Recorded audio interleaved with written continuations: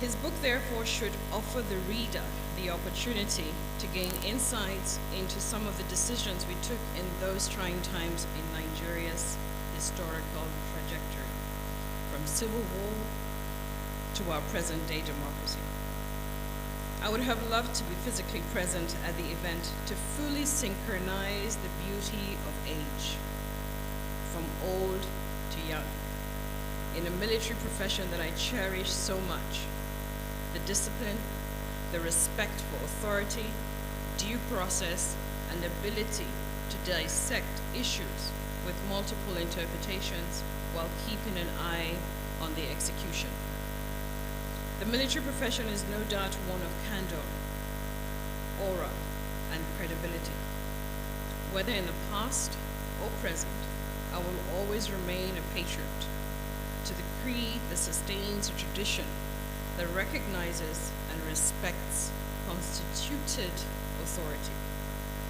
This book, no doubt, will be a rich reservoir of knowledge of some minute details that the author encountered in his many years of serving his fatherland. A book of this nature would also offer remarkable insights into his trajectory, near-death situations, risks taken, and the many plots he survived in trying to excel in life's many tribulations. BELLO FADILE is not a quitter. He remains an exemplary archetype of a dogged fighter, using the instrumentality of law and order. His law profession comes in handy each time each time he tries to engage in those risky adventures. Thank God, thank God, thank God he's alive to tell his story his own way. It is a resourceful documentation that will serve many generations to come. I highly recommend it to each and every one of you. Thank you very much for your audience, and may God continue to strengthen you. May He bless you, and may He protect you as He elevates you as well. Thank you very much.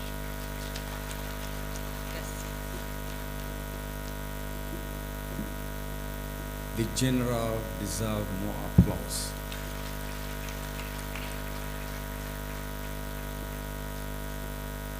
Thank you very much. Representing Major General Popola is Chief Peter Ozuago. Please clap for him. Please. Thank you very much. Former Attorney General of the Federation and Minister of Justice, Chief Goodwill Kanu Agabi, is also with us today. Thank you. Two of my senior colleagues are right there in the midst of you. One of them, Mr. Kola Olobodin, and Kazim Afegwa.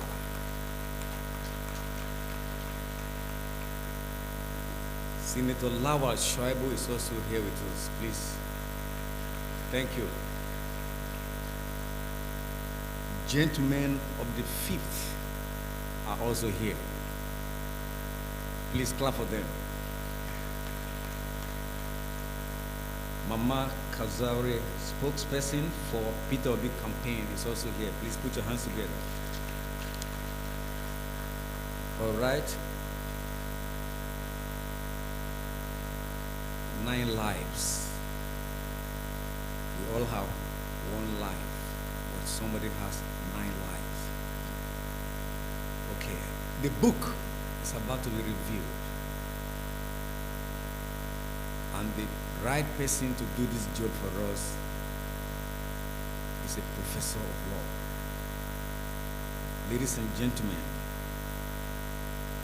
PhD, FICMC, Professor Agbo Jerry Madake. Please put your hands together for him.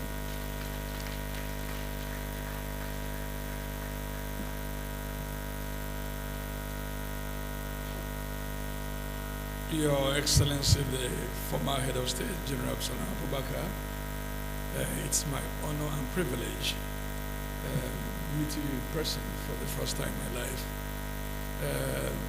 when you were in the military and the head of state and upon your exit, and with due respect, you chose to begin to style your white beard, I never realized at that age a man could look that handsome with white beard. And I decided to start keeping mine after you. Let me respectfully recognize everyone on the high table, and permit me to also specifically recognize the senior advocates of Nigerians that are here, my own immediate constituency.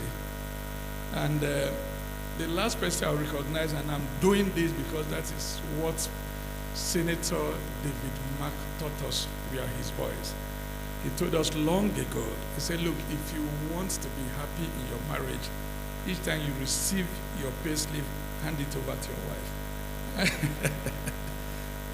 And Your Excellency, Senator David, you won't believe it, exactly on Friday, we were at the Hilton, and my wife wanted to buy something, and I complained. She reminded me that, have you forgotten what your brother David Mark told you? And because of that, please let me recognize the presence of my wife, Dr. Mrs. Enenumadaki. Thank you so much for tolerating me. I will try to be brief. Colonel Sambo just asked me now that should they bring out the exercise book to take notes, believing that lecturers give lectures. I'll do my best to be brief. In all honesty, I wouldn't know what qualifies me to be the book reviewer of this book by Colonel Bello FADILE. At a point when he told me the array of retired generals that will be here, I almost chickened out because I believe I do not belong here. I prayed about it, and the Lord told me that you have something in common with the generals that will be here. And I always want to acknowledge the role in particular of the Nigerian Army in modeling and making me what I am in life, Your Excellency. I am very, very proud to say that I was privileged to have attended the Nigerian Military School, without which I wouldn't be here today. I'm very, very grateful, Your Excellencies. I'm very, very grateful to the Armed Forces of the Federal Republic of Nigeria. This is an autobiography of Colonel Rav Sistus Babatunde Bello FADILE, otherwise publicly called RSB Bello FADILE. Writing an autobiography serves various purposes, which include personal benefits, public benefit, therapeutic benefit, and professional benefits. On the personal plane, an autobiography helps with analysis of life experiences, accomplishments, and challenges leading to self-discovery. By doing so,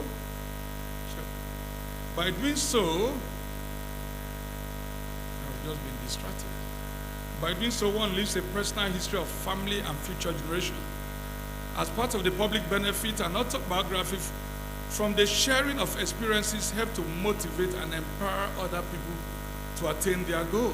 It also offers insight into professions or historical period. Writing an autobiography relieves stress, releases emotion, and helps in the process of focusing on the present through reflective writing. In writing his memoir, Bello FADILE has achieved these objectives. The book is broken down into 5 chapters, with each chapter narrating events that build up to the events in the life of the author.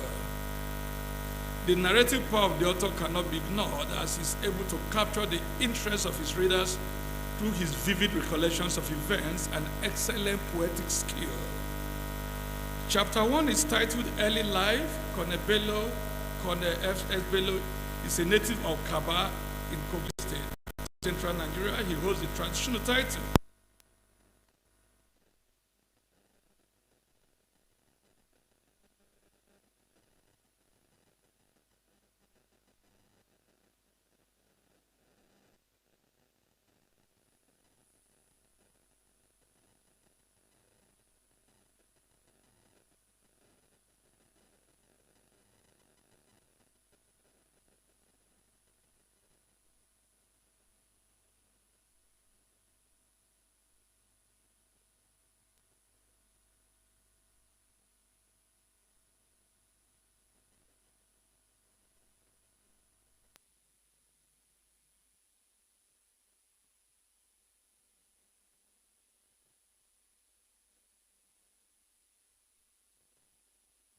I sat with the audience, and then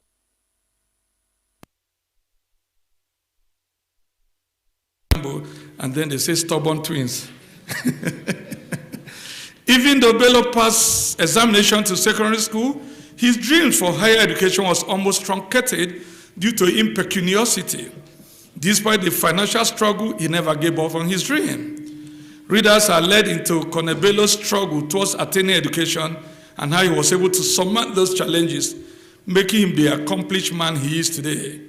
His maternal uncle, Mike Adebayo, took him to Oro, where he was a teacher, and enrolled him to finish primary 7 at Muslim Community Secondary Okiola. He thereafter enrolled in Ilorin Teachers College in January 1966, which was to qualify him to become a grade 2 teacher. He graduated as the second overall best student. One notable event captured in Chapter 1 is how the young Bello was able to secure admission into the Nigerian Defense Academy for the 11th regular combatant course, which began in December 1971 and ended in June 1974. His promotion from the rank of officer cadet to second lieutenant, his training at the NDA, his outstanding performance there, he was actually first among Army cadets, and how his uncle also encouraged him to study law at the Ahmadu Bello University between 1974 to 1977, thus becoming the first military officer to be granted scholarship to study law. He's called to bar, he's becoming a lawyer, and his odyssey in the army is also discussed. Chapter 2 is titled Service as the First Military Trained Lawyer, and narrates how the author piqued interest in obtaining a master's degree in military law at the George Advocate School in America in 1979 with one Captain Peters to become the first Nigerian to attend a graduate course at the JAD School. This qualified him to be redeployed as staff officer discipline at the Army headquarters upon his return to Nigeria. His influence in the establishment of the Directorate of Legal Services is highlighted in this chapter. His laudable services to the Nigerian Army are also discussed. His posting as Assistant Director, Legal Service at HQ 1 Mechanized Infantry Division in Kaduna is captured here, and how he enrolled for the Masters of Law degree at the Ahmadu Bello University. And then subsequently, also a PhD program at the same university to become the first individual to start and complete a PhD in law at the institution in December 1988. Chapter 3 headed Coup d'etat, Unconstitutional Changes of Government, Revolutions in Nigeria and its effect. The frequency of coup d'etat is a key thematic issue that runs through the book. The effects of coup in Nigeria are well treated in this chapter, particularly on pages 197 to 207. Very importantly, the substantive and procedural laws that are used to deal with masterminds of coup in any form in Nigeria are summarized under the subhead, the laws, from pages 208 to 225, some of which include the Armed Forces Act under the Laws of the Federation 2004, the Manual of Military Law and Rules of Procedure, Army 1972, among others, are discussed in the book. This chapter gives us a glimpse into how seriously coups and attempted coups are taken by the military government. And we see how the events unfold with a conspiracy that led to the arrest and trial and conviction of Colonel F.S. Bello. Chapter 4 is the highlight of the book, and is titled The Enterprise, the end before the beginning. The chapter on the enterprise is disconstructed into subheads such as background, hypothesis of the enterprise, the plot, the plan, the hunt, and my trial. This chapter begins with a poetic insight into the turbulent phase of life of Bello, leading the reader to a web of conspiracy, betrayal, and false accusation. Here we see how he was charged along with other officers with treason, illegal possession of firearms, and conduct to the prejudice of good order and service discipline, and how he was found guilty of the 3 charges and sentenced to death by firing squad on the 14th of July, 1985. The story of the enterprise, which was codenamed Back to Barrack Campaign, contained an account of what Bello did as an individual to actualize the BBC to ensure the coming into existence of good democratic governance in Nigeria under a civilian dispensation. The 1995 coup was christened the Phantom Coup by most media houses in Nigeria. This book, to my mind, puts to rest the misinformation about the plot, as the author, by his own admission, knew the consequences of his action.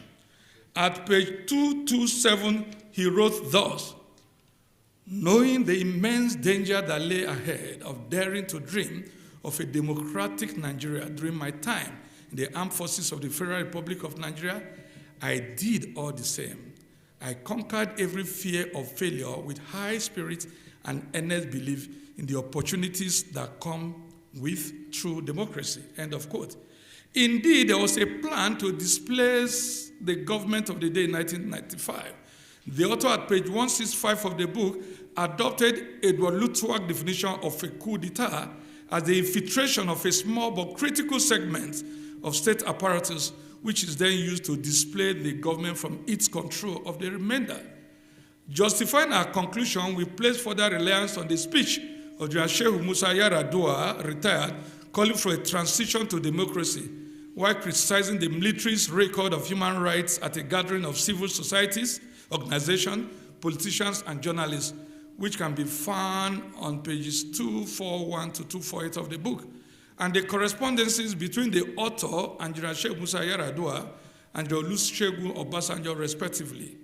Arrangements were also made for ration cash allowance, RSA, for troops that may be deployed to guard sensitive and vulnerable places on the final day. Chapter 5 is titled Detention, Freedom, and Life After, and it recounts the many experiences of Colonel Bello while being moved from one detention facilities to other, an attempt on his life by the military government of General Sani Abacha through Major Mustafa, his prayer life and how God delivered him from the many plots to end his life are discussed here. Major events that occurred while he was at Gungu prison were also highlighted, including how some letters miraculously appear on his palm, an assurance of God's presence with him. Here, the date of release on the 4th of March 1999, and the Thanksgiving Mass in gratitude to God were accentuated. Throughout the entire gamut of this literary masterpiece, the theme of the relationship between man and his creator and bravado stands out. Is there something about men who are super intelligent that predisposes them to risk and near-death experience and even danger?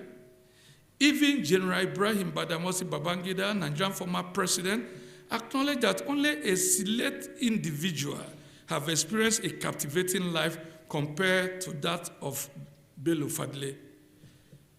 He dares where angels dare not trod. No surprise, therefore, that he described himself as a man with 9 lives. As a young captain, in one of his legal opinions, he described the handling and the outcome of a general court-martial by the then Brigadier Muhammadu Buhari, who was the GOC 2 Mechanized Infantry Division in Badan. He described the outcome and the conduct of the general as Germany Gestapo custody. This drew the ire and consternation of Buhari so much so that he threatened that either I leave the army or you, Bello, you leave the army. Of course, none of them left the army on account of that incident. You can see he actually has 9 lives. Another incident worth reflecting here is the aftermath of the Major General Mamman Vasa's coup of December 1985.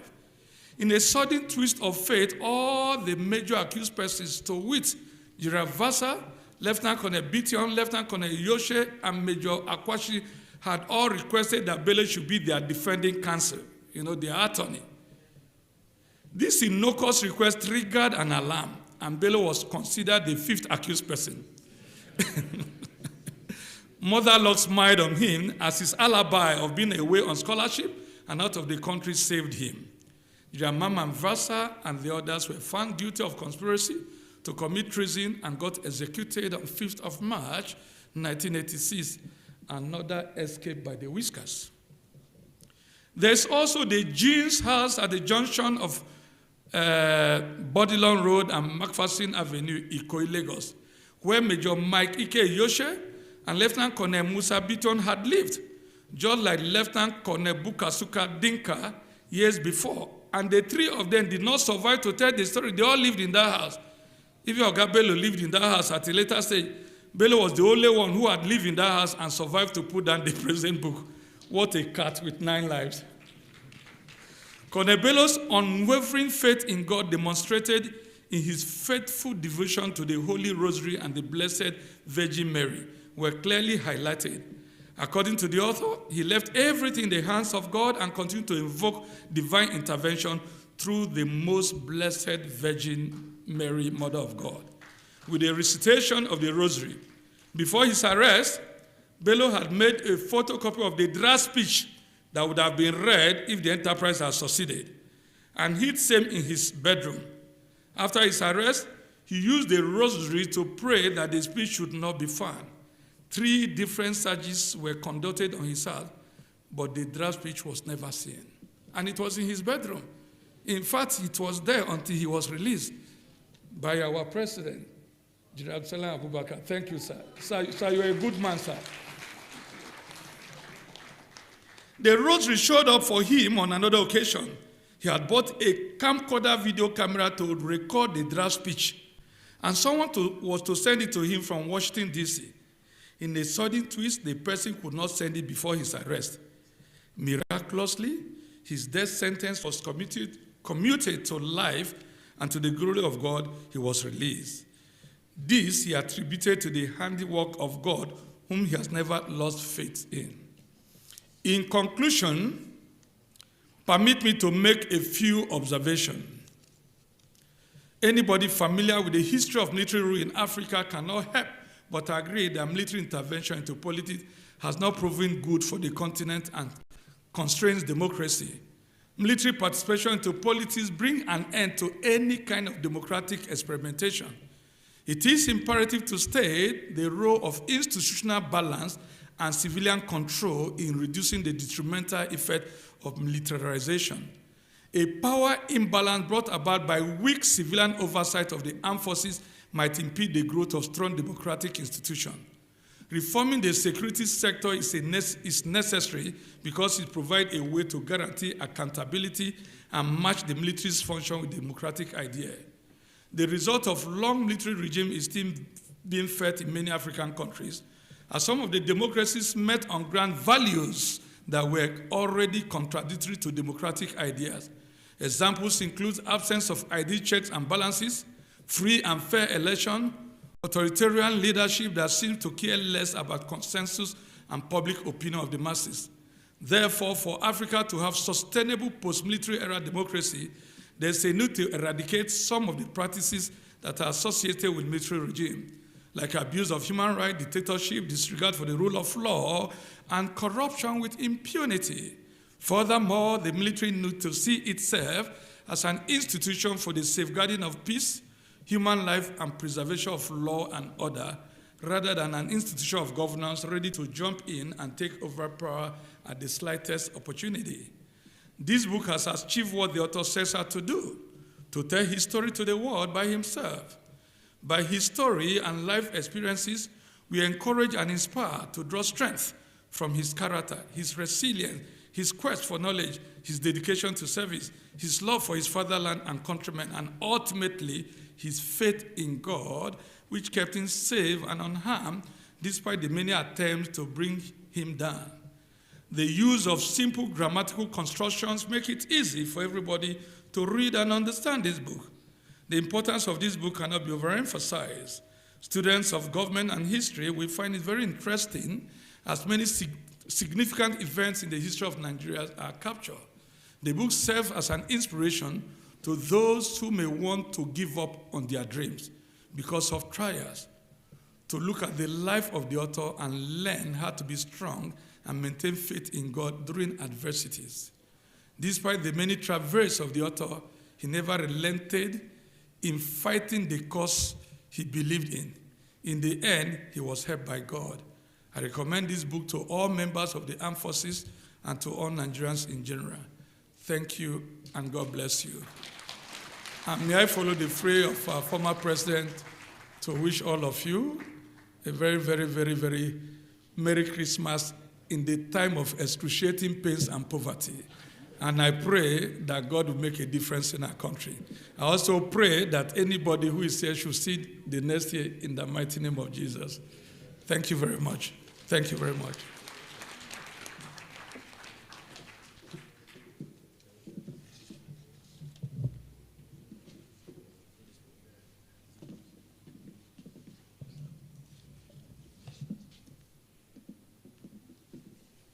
The prof has given us insight to the book.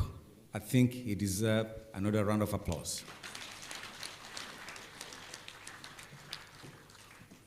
Okay, let me also welcome Honorable Bode Adeyemi, SSE on Energy Matters to Kogi State Governor. SA Technical to the Secretary to Government of the Federation, Professor Babatunde Bernard Bolaji is also here, representing the SGF. Okay. Honorable Obi Ogwosha is now amazed. Please put your hands together. Dr. Sonny Monidafe Jagaban Jimeta is also here. Honorable Idris Salman, representing Kababono Ijumu Federal Constituency, is also here. Oludare Ogulana, Professor of National Security, Texas, USA, is also here. Mr. Laulu Akande, Presidential Spokesman to former Vice President Osibanjo, is also here. I think I'm seeing Managing Director, AIT, Mrs. Tosi Dokpesi. All right. Okay, we're now going to Goodwill messages, and we're going to Goodwill messages. And the celebrant had given me a message to all those coming to deliver Goodwill message that you have 1 minute each.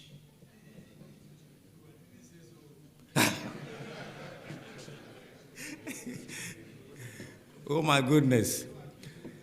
When I grow up, I want to be like the author, but I don't want to go to Arugungu. First on my list for the Goodwill message is former Attorney General of the Federation, Senator Kanu Agabi. Please come forward to deliver your message. The author said he didn't send me that is 1 minute, but I send myself that is 1 minute so that we can all live here in good time. Thank you very much. One more time, put your hands together for former Attorney General.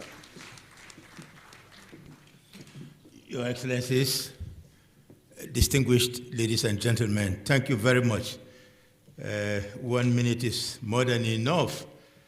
Let me say how grateful I am to be part of this. I remember my friend and my brother, Bello FADILE, very well, and will never forget him.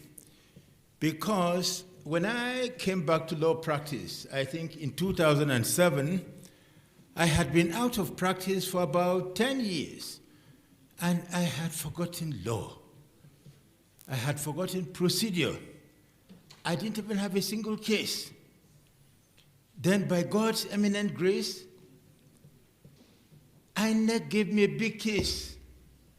I didn't deserve it, but it was God's doing. And I had to work on that case with Wole Adebayo, with Bello FADILE, with Amechi Nwiwu, with Wole, who else was with us? Yes, so this was the team. They did the work. I was learning from them. Bello FADILE, thank you very much. And it was a big case. It was Yaradua's petition, a high-profile case. So they did the work. I was just following them, and it gave me credit and restored me to the practice of law.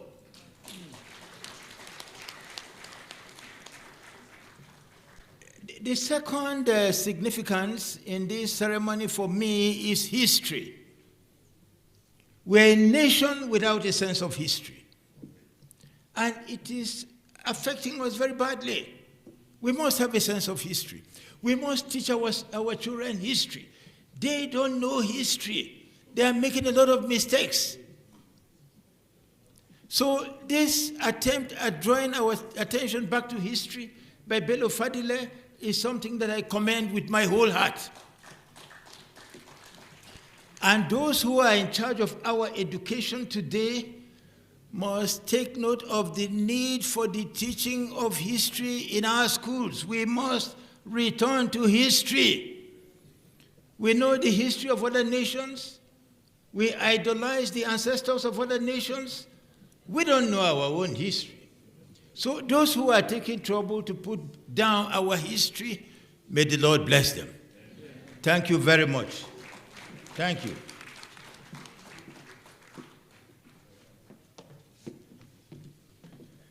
Thank you very much. Next on my list for the Goodwill message,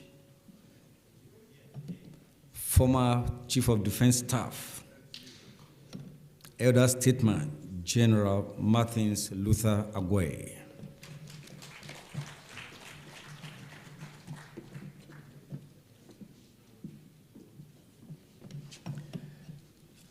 I stand on the existing protocol.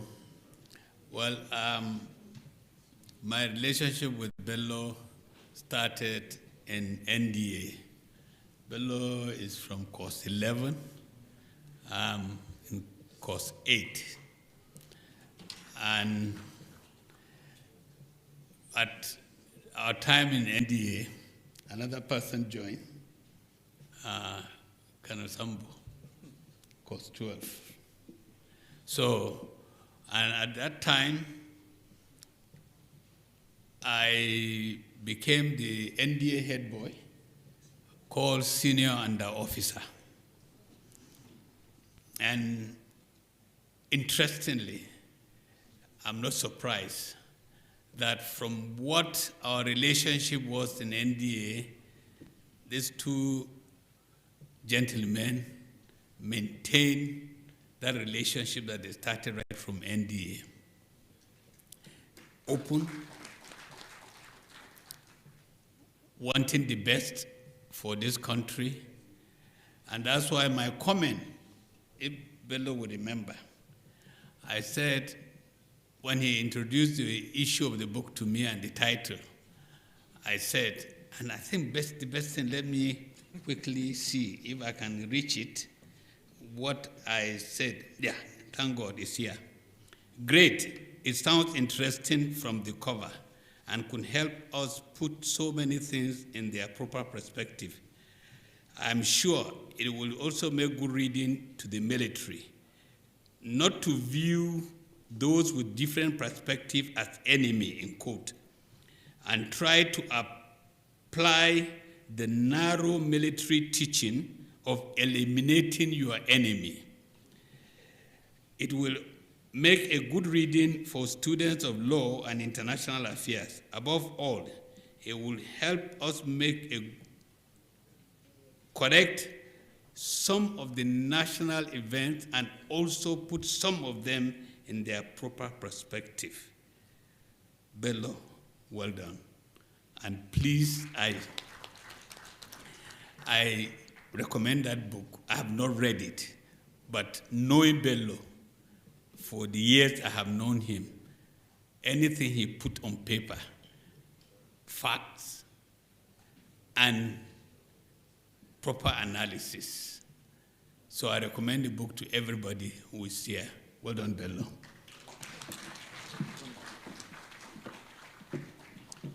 Thank you very much. Let me recognize the presence of Professor Morris Iwu. Also, Justice Danladi is also in the building. Please put your hands together for him. All right, the next Goodwill message is coming from Chief OCJ Okocha, SAN.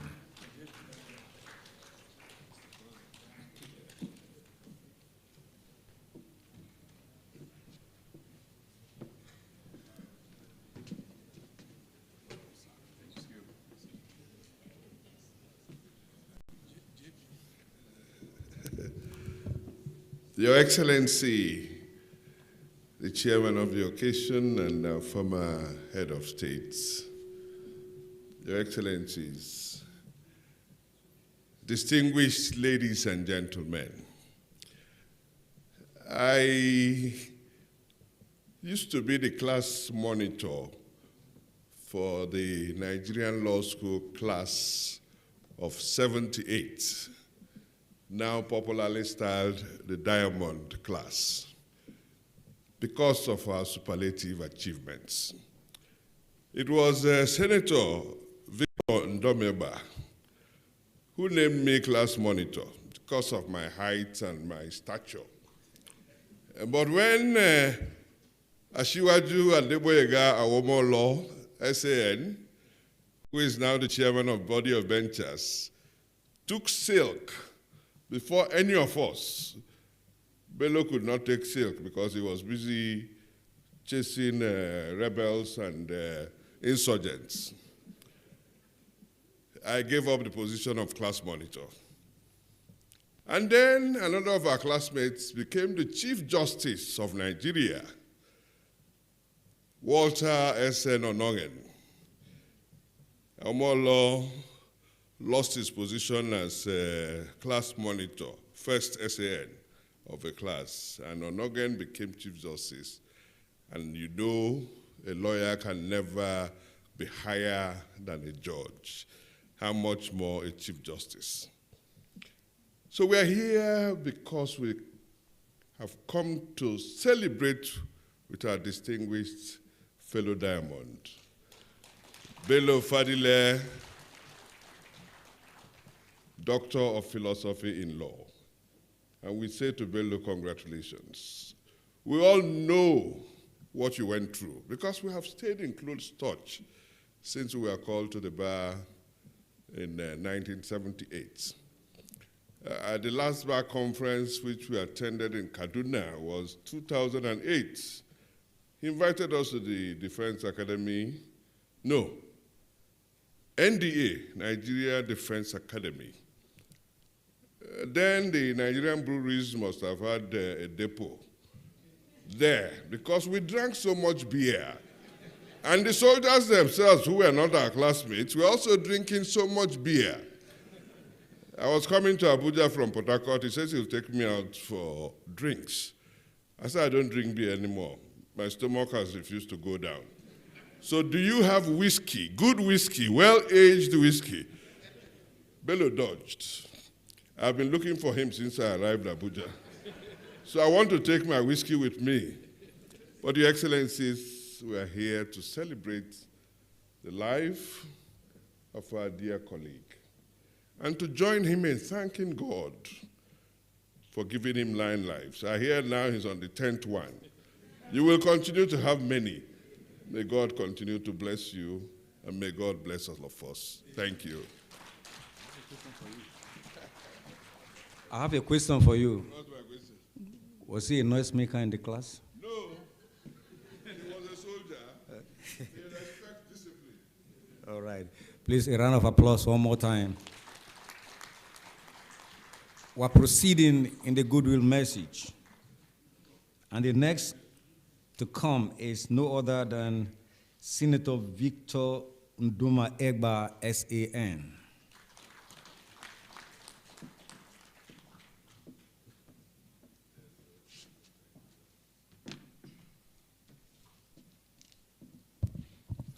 Mr. Chairman, Your Excellencies, distinguished ladies and gentlemen, in the law school, I sat in between, it's now I'm knowing his full names, Sixtus Babatunde, but then we knew him as rice, stew, and beans Bello Fadile, RSB. So I sat in between him and the late Haruna Abubakar, who became first Deputy President of the Senate when we returned to democracy. Bello, I want to thank God, and I want to join others in thanking God that you lived to tell your story and in your own words. Because if you had had only one life and you died, we would have told your story. And trust us, we would have scandalized you like mad. So thank you for your story. I haven't read the book, but I have been warned again and again by my boss, Senator David Mack, never to criticize military intervention in Nigerian politics. It's a reality. And the reason why he has warned me, he said I was one of them in civilian clothes. So I will not talk bad about military intervention. But like I said, I haven't read the book. But I think the book, I suspect from snippets, that the book will deepen the conversation about the role of the military in civilian life and whether or not the democracy that we have today has delivered the dividends that we expected. I would like to say, even before I read the book, that our political space is receding. We were taught that democracy was government of the people, for the people, and by the people. But today, democracy, with due apologies to my brother, the former governor of Bauchi, M. Abubakar SAN, our democracy has now become government of governors, by governors, and for governors. Because for you to qualify for any position today, whether as a senator, because the Senate is now retirement home for governors, or as minister, or as party chairman, the qualification is former governor. So the space is receding for those of us who are ordinary folks. The second issue, of course, is the famed relationship between democracy and development. There is this theory by social scientists that democracy brings development. Has that been our experience? It is an open question. Maybe I'll have an answer when I have read the book. So, Bello, thank you for your 9 lives. May you have the 10th, may you have the 11th. I met you just before your arrest, if you remember. And that was at the command officers' mess in Victoria Island in Lagos. I had followed one of your colleagues who was going to play tennis. And I saw you, you looked very agitated. You bought me a beer. And then when I heard you had been arrested, I couldn't say whether it was for non-payment for that beer or for something else, but it turned out to be something more serious. But I recall our conversation that day about the military returning to the barracks, and you were very, very passionate about it. So when I now discovered that you were arrested for something related to, because it was soon after the announcement of the June 12th elections, I knew that your passion had put you in trouble. But stay out of trouble. In your 9 lives, you have given enough trouble. I think you should retire from trouble. Congratulations and God bless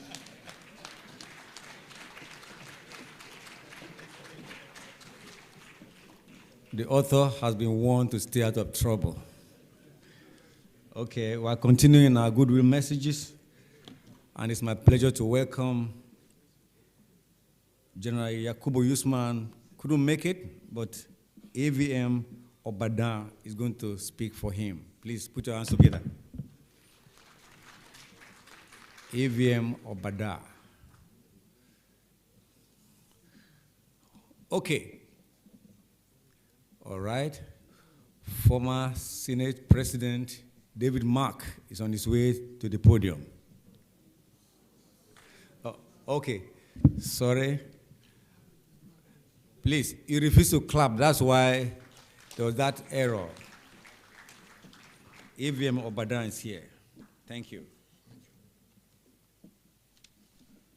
The chairman of this occasion, sir, members of the high table here, and members of the high table there. My name's Air Vice Marshal Benjamin Obadan. I want to say how I met with my friend RSB Bello. We met for the first time at the Military Secretary's office. 5 of us, after the NDA's interview, were to go to Pakistan Defense Academy. I was representing the West. He was representing Northwest. Nwongbo was representing East. Diko was representing Northeast. Is it 5 already? We were just 5. I saw this young man, the way he was talking, very brave. Unlike me, just coming from the village. I never knew what he was talking about until we met with the secretary, the PA to the secretary, who now told us, gentlemen, you're traveling to Pakistan Defense Academy will not be possible. Bello immediately came up. Why will it not be possible? If it is not possible, why can't we go to Sandhurst? If it's not possible, then why can't we go to Canada Defense Academy? I said, gentlemen, shut up, man. They say it's not possible. What is that? That is how we became friends. And we later came to NDA. Like Margal said, he was in Abyssinia Company. I was in Burma. And the friendship was quite good, to the extent that when he now got involved, so they said, that he came to Jaji. I was also called at SIB. I reported there too, to come and tell them what I know about what was happening. I told them there that if Bello Fadile came to Jaji and he never saw me, then it's a betrayal of friendship. I said, Bello Fadile did not come there because if he had come, he would have seen me. They say, are we that close? I said, yes. Then they now asked me of another person, whom I don't want to mention his name. They said that one brought money to us, which we shared. I told the chairman of the SRB that if the whole house is full of money, this person you are talking about will still want yours to be given to him. So they laughed and released me. Bello Fadile is a very intelligent man, very bold. One thing I never had anybody mention, which I want to mention now, is that he is the defender of the downtrodden.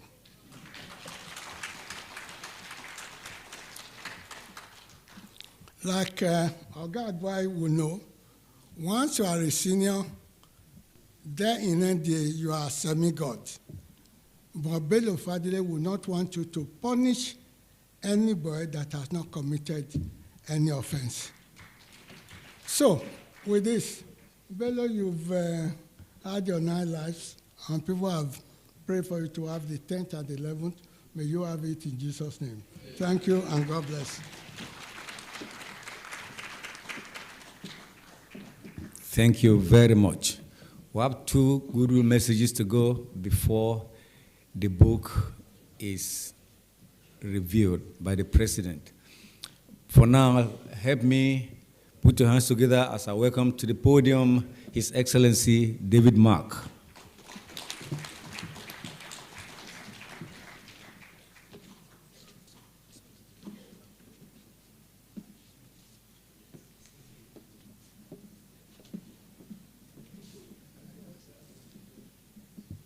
Your Excellency, the former head of state, our mentor, I'm sure you are not all surprised why they made him the chairman of this occasion.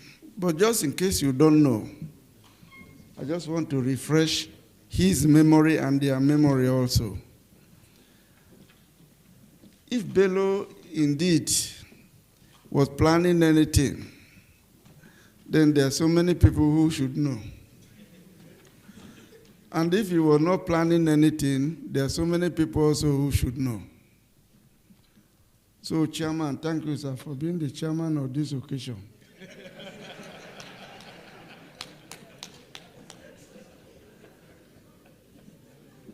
There is also a bigger boss to the boss who is here. So the line of knowledge on the basis of know and don't know, that bigger boss is well represented here. Thank you for representing Oga, Madam. When you go, let him know that we are all present here. Victor said, I warned them not to criticize military incursion in a civilian sphere. You can understand why. The last person Bello bought beer for, before he was arrested, was Victor. What took him there? So his association with the military is a known one. And Victor, you survived. We thank God for your life too. Bello is an Oku man from Kogi State. His twin brother is Sambo from Sokoto State. You can see the difference. And whatever happened to Bello indirectly affected Sambo. Is one and the same person. I've not read the book, but I'm sure that there'll be extensive mention of Sambo's name in that book. And I don't know in what capacity, but obviously, like they said, they are twin brothers. If we begin to relate with each other across the length and breadth of this country, the unity that we deserve so much will be built without any effort at all. I make this point because I think there is so much disunity in this country today that we need to do something about it. Before, if you gave me a microphone, that was before I joined politics and before I joined PDP. I'll be very strict on speaking for 1 minute. But since I joined politics, once you give the microphone to a politician, you know you can go anywhere. So I've restricted myself to the 1 minute because I have only 1 minute. In this 1 minute, I cannot say so many things. I haven't read the book, but I also recommend the book to myself and to all of you to read it. And I hope that when we read the book, Bello's classmates will be well reflected there. All the mischief, all the things they did that they shouldn't have done, hopefully will be revealed in the book. And then we'll learn a lesson from it.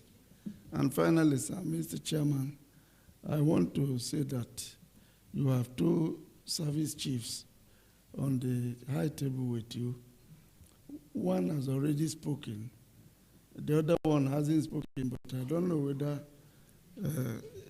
himself and Bello also know something in common that the rest of us here don't know. But I hope that in the process we'll get to know who knows what and who doesn't know what in the audience here. Bello, you are 9 lives. They pray that it should go to 11 lives. I pray that it will go to the 12th life. And with that, I also want to join those who have spoken before me in wishing you a Merry Christmas and a Happy New Year. Thank you.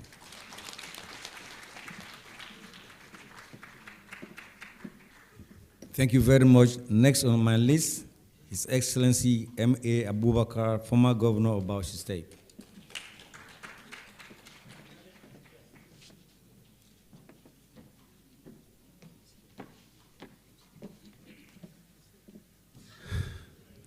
Your Excellency, the chairman of the occasion, distinguished ladies and gentlemen, I don't know my qualification for being called upon to speak. In the first place, I missed the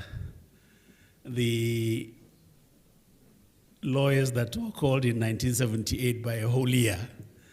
I was called in 1979, but at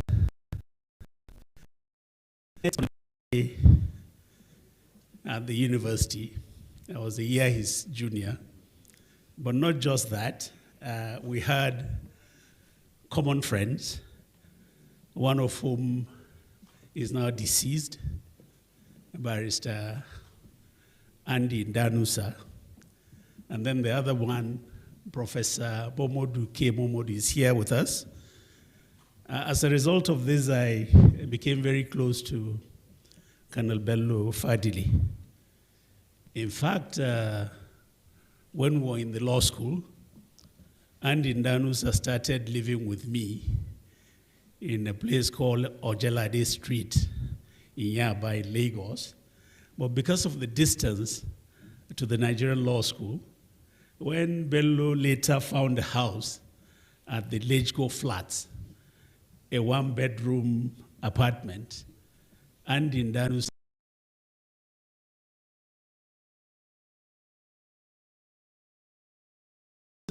I found succor there because whenever we make the journey, the long journey to Victoria Island and the law school, after classes, we'll all hang around at the Lejiko Flats in Bello's house. Later, Bello moved to a bigger house in Ikoyi.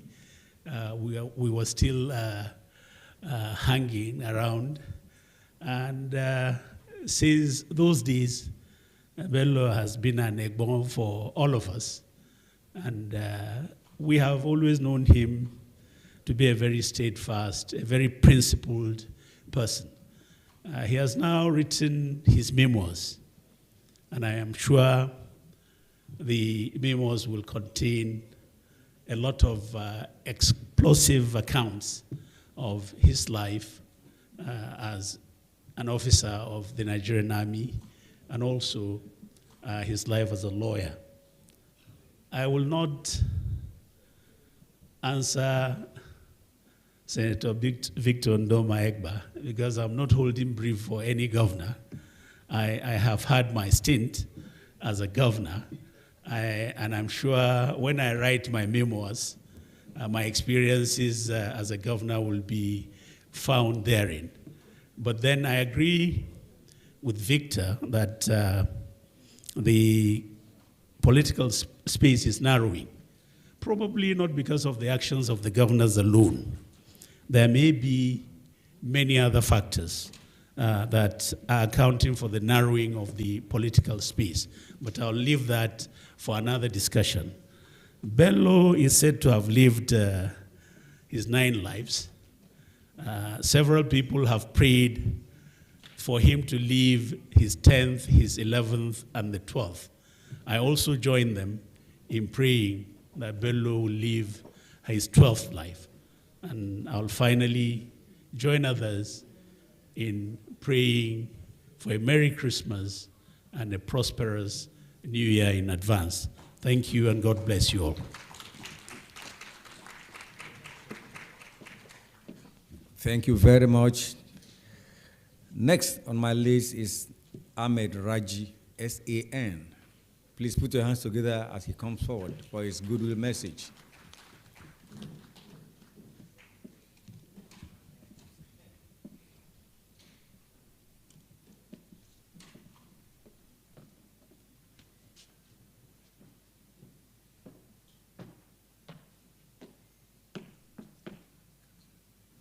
Your Excellencies, General Absalam Abubakar, all the retired generals,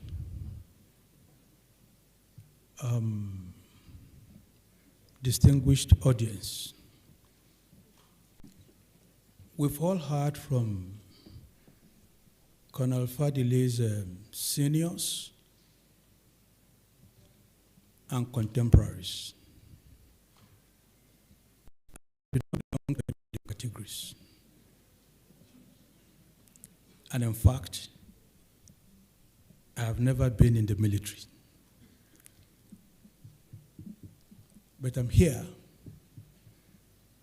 to speak as a junior brother to the colonel. I've known him for over 3 decades through a cousin of his who has remained my colleague from our Kano days. And my first meeting with him was at Bonny Camp, when he was in charge as head of legal. And ever since that day, all the qualities ably captured by General Babangida's accolade on him, I've seen in him. You can rely on him.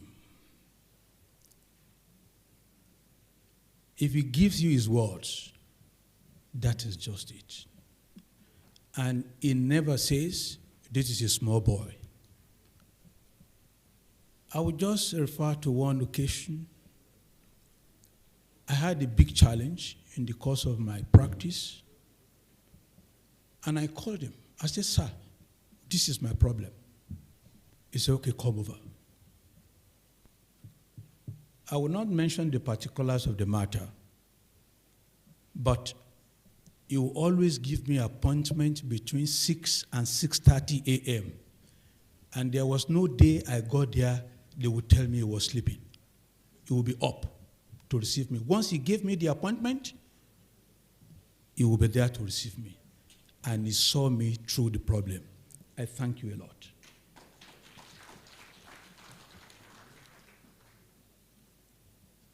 When he had the challenge, although I wasn't able to visit him in any of the correctional centers, but whenever Kabir was going, I was always sending words across to him. And notwithstanding that, on his coming out, he still embraced me as a junior brother. And from that till today, he has always guided me. I owe him a lot, and it was his love with me, or which he has extended to me, that has linked me with Colonel Sambo Desuki, whom I also thank very profusely. Lastly, in the military, one thing I've learned from what is coming out today is discipline.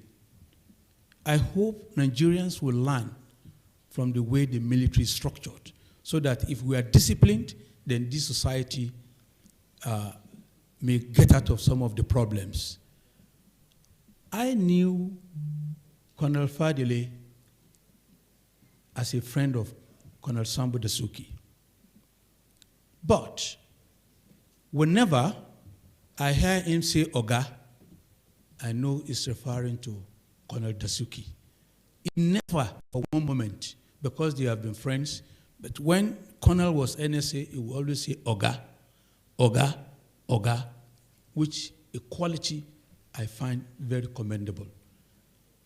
I wish you all the very best, and I pray your friendship lingers and nothing will come in between you. Wishing you Merry Christmas and Happy New Year. Thank you very much. Thank you very much.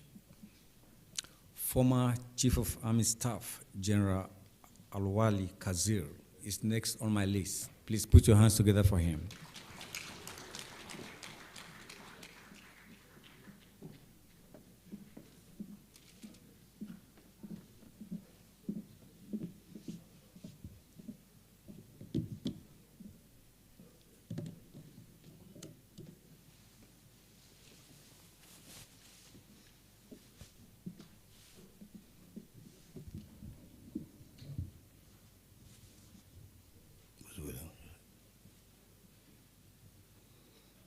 the chairman of this occasion, Your Excellency General Abdusalam Abubakar GCFR, our father of the day, represented by his daughter, distinguished guests, ladies and gentlemen. While I was seated there, Bello asked me if I wanted to speak. And I said yes, even if just to say well done, I think I should get to the podium and speak. As we should recall, I was governor of Kwara State, 1991. And at that time, Bello was one of my citizens, because that part of what is in Kogi still today was in Kwara State. Bello was a regular visitor and being interested in the development of his state, would sit down and discuss in detail what to do for the benefit of the state in general and its people in particular. As fate would have it, I was posted to the Command and Staff College, Jaji, where I met Bello there as a directing staff. After studying his qualities, a professional military officer, a lawyer, I found somebody who was very intelligent, still intelligent anyway, and somebody I could confide in. From time to time, I'd call him to my office to discuss issues with him. And that relationship continued. When I became Chief of Army Staff, knowing Bello, right from my position as governor and then directing staff, yes, his position as directing staff and my being his director, I appointed him as my director legal. Unfortunately for both of us, when the 1995 issue started, both of us were put under the radar. They recalled the relationship we had, and what some of them were saying was that if Bello was involved, General Kazil would be there. To start with, that may be why he even appointed him as his director legal, so that in case something would come up, he would defend him or something of that nature. While we were grilled, luckily for me, it didn't go to the point of going to Argungu or any place similar to that. Very well done. I'm not surprised at all that he found time to put his experience in a book. Writing a book is not an easy thing. But then if you look at Bello's life, Bello had a purpose in life, and he followed that purpose by selecting what style he would use to achieve what he wanted to achieve. And I think the testimony is there from the appointments he had held, from what he was able to do. Bello knew exactly what his purpose in life was and is. After retirement, he didn't rest on his oars. He joined politics. Joining politics for a retired military officer is not an easy thing, because you are transmuting from one type of profession to politics, which some people call a profession. Some people say, no, politics is no profession. It is just something that will keep you going for you to get the goodies. And as it is today, if you want to get the goodies in Nigeria, join politics. That's what we are seeing. I tried to be a politician, by the way, I contested to be a senator in 2006. I discovered that the military and the politician are two different people. I don't know how David Mark managed to make it. I don't know how Ogbewa succeeded in becoming a senator, but believe you me, they are two different things. And when I told them, look, this is not the way we do it in the military, the first thing they will say, look, this is not military, this is politics. You will hold a meeting here, after discussing and deciding, they will go outside and another meeting will be held. And all that you had held and decided upon would be null and void. Bello, congratulations. And you are wearing 3 caps: a military officer, a lawyer, and a politician. In fact, I asked him, he told me he's now in the US. Well, whatever you are doing in the US, I wish you the best. Don't forget that wherever you go, first and foremost, you are Nigerian. Formerly, you are from Kwara State. Now, you are in Kogi State. I wish you the best. God bless you. Thank you.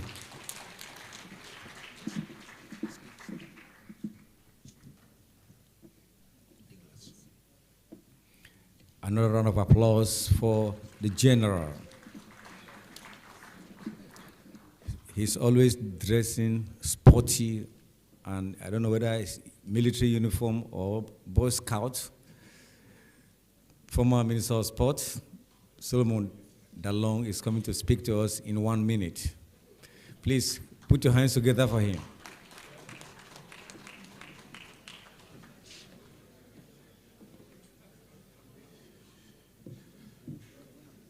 Your Excellency, the Chairman of the occasion, distinguished ladies and gentlemen.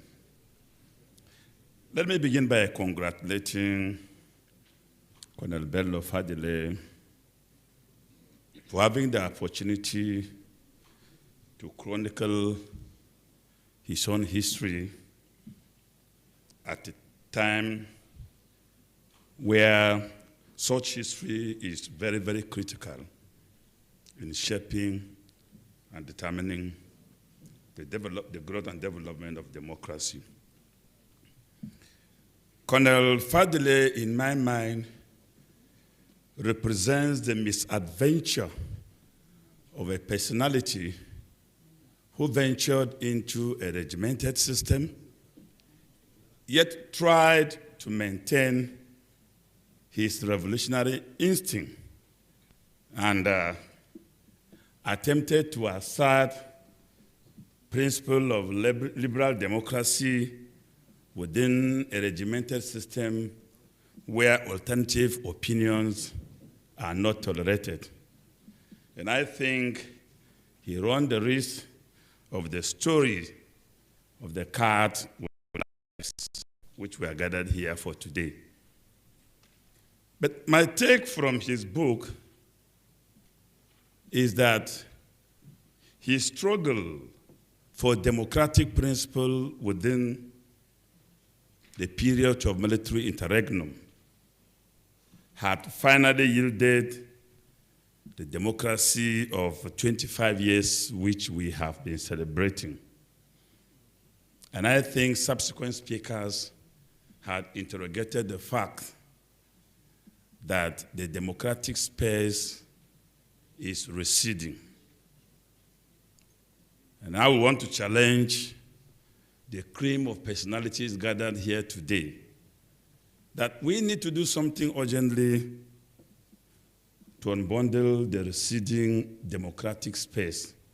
Otherwise, the struggle of people like Bello Fadile will take us to a next stage where we will have civilians wearing uniform not of my own and will not tolerate alternative opinion, and democracy which he struggled for will be something else. I want to thank the chairman, our father, and to also ask him a question, that this 1999 democracy, where it is a government of the few for themselves and their family. Where did you get this brand of democracy? Thank you. Thank you very much. Let's recognize the presence of General Emeka Onyebuan. It's in the building. Please wave your hand, let them see you. General Emeka. Okay, coming now to speak for the family, for the FADILE family, is Justice Dupe Atoke.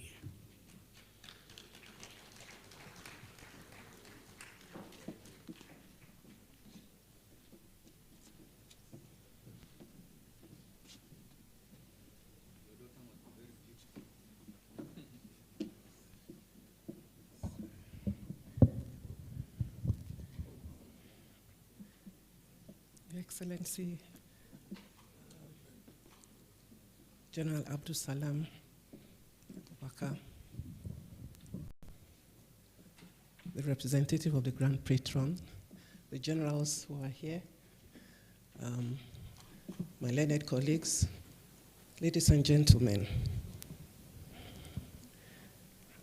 I take the floor to make a short remark and to say that BELLO has been recognized, commended, and acknowledged as a fine gentleman in the army, a lawyer, but I want to say that he has a family background as well, because we are all surrounded by what he did in the military while he was there. BELLO is a father, a husband, a brother, an uncle. I'm Ni Fadile, so we are from the family tree, very close, member to Colonel Fadile. We call him Brother Tunde in my family. And of all the members of the family, I dare to say that I am the closest of every one of us. We are a large family. The Fadile family is well known in Kaba. And it's fortunate that John Cardinal Onayekon has left. He would bear witness to that, because my late father was his godfather. And he was also the godfather of my brother. So it's a close family, and we are well known, very large. But I just want to say that between Bodatunde and I, we have a relationship that exceeds just mere brotherhood. We have friendship. And everything that has been said about him, his travels, I bear testimony to it. One, we were colleagues at the ABU, Ahmadu Bello University. We were classmates at the ABU Zaria. We were classmates at the law school, so he's older than me, but we are colleagues at the law. And I know that all his travels, from the McPherson House in the Bodilon Junction to his travels in Arugungu. In fact, Bodatunde, as we call him, whilst he's the official resident of the Arugungu prison, I was the associate resident, because hardly a month passed by that I did not journey from Kaduna to Arugungu to check on his welfare. Hardly did his birthday pass that there was no birthday cake from Kaduna for him. So I know what he went through personally, and I can attest to the gravity of the solitary life that he lived in Arugungu. But having said that, I want to thank the Almighty God, because many a man will not be here when this kind of accord and commendations are read. They are just somewhere in a casket waiting, hearing nothing. But I'm grateful that you are alive and you are a living witness to all the commendations that has been rendered to you. And I pray that all of us will outlive death, not until we are also celebrated in our lifetime.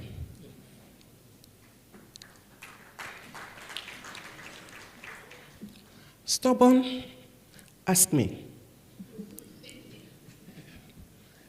Carefree, ask me. Daring, indeed. Where the angels have dared, he has trod with confidence. But that's the man he's made, and nobody can replicate him or try to copy him. He is who he is. And it has landed him in several troubles. But I do hear when somebody says, enough. Now, relax, enjoy the goodness of the Lord, and let your children and grandchildren surround you like olive shoots as the Bible has promised. On this note, I just want to acknowledge everyone who has been here, particularly Your Excellencies, who have found time at this time to travel to Abuja and be part of BELLO's good day.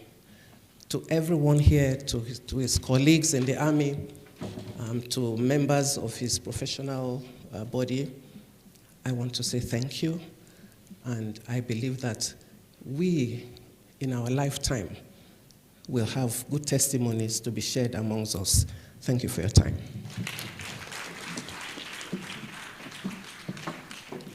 Thank you very much, Madam. Now we're going to another crucial aspect of this program, and that is the book presentation. And to help us do that this afternoon, this gentleman, barrister, declared his intention to run for the office of the Nigeria president and became the candidate of Social Democratic Party in 2023. A very brilliant man and known for his deep insight on national issues. In 2023 election, he gave a very good account of himself. Who knows, in 2027, something good can happen. Sir, when that happens, please don't forget me. Ladies and gentlemen, help me put your hands together as I welcome Barrister par excellence, Prince Barrister Adewale Adebayo.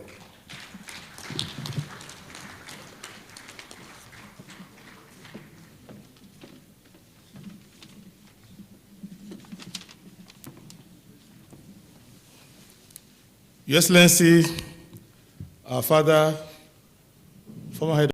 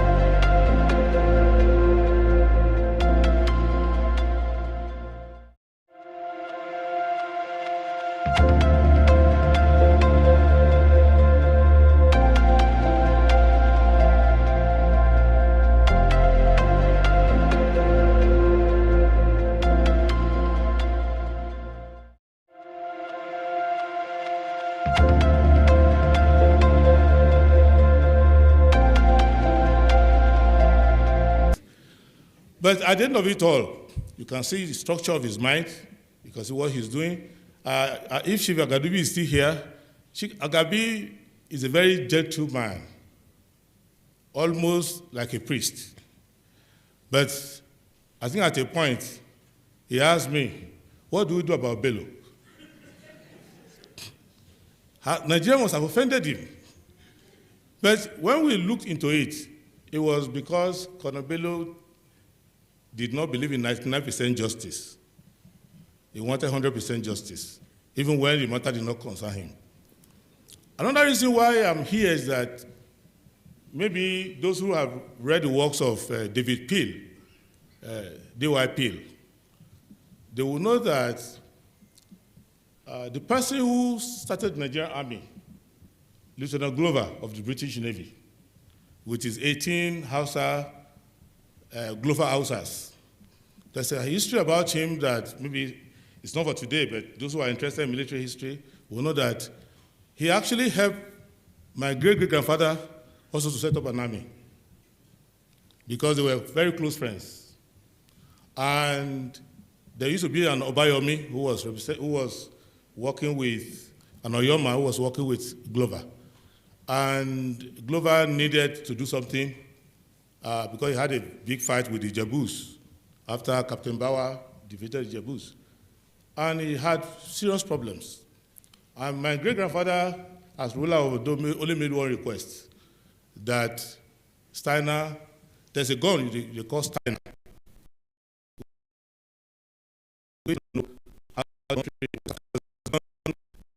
Used to prosecute the American Civil War. And he was interested in that, and he spoke to Denny. And Glover said, well, to me, to give you these armaments, I need to give you people who have trained how to use them. So that led to the coming to Ondo of Glover Hausas. And they remain in Ondo, and many of them have marched together with our family today. So the history of Nigerian Army is something that is of interest to me. And I also happen to come from a family that has produced many military officers. Unfortunately, we've lost many of them. In fact, my father had two brothers, and two of them died during the Nigerian Civil War. So we have, and before then, we had lost your leader, General Ademolegun, and after that, we lost quite a number of them. That was why when I applied to join the Army, and I took the form, I had no member of my family willing to sign anything. Because I was, at that age, the oldest person, the second oldest person in our ruling house, and I was just 17. And today, I'm the oldest person in our ruling house, and I'm just praying and working hard because in the next 4 years, I'll be the oldest male in my family line for the past 1,000 years because of leadership, warfare, and all the rest of it. So I'm at home in company of strong men, in company of military men. I believe that there are a lot of qualities that you find in military men that you don't find elsewhere, because of the fact that they have made the ultimate sacrifice from the beginning. You walk into the army, you deposit your life at the door. So your comrades who are with you, when they say that Colonel Bello has spent 9 lives, I'm not surprised, because he has his brothers, his brethren with him, who in trying times will lend him one life or the other to add to his own, to make the 9 lives. And when you interact with military people like Professor Iwu, or not too many people, Professor Iwu spent many years of his career working with military men at Walter Reed Defense Hospital in Washington, D.C. And when you work with military people, there's a big insight. Even in politics, if you have to choose between a person with military experience and a civilian, even in politics, you have nothing to lose if you lean toward.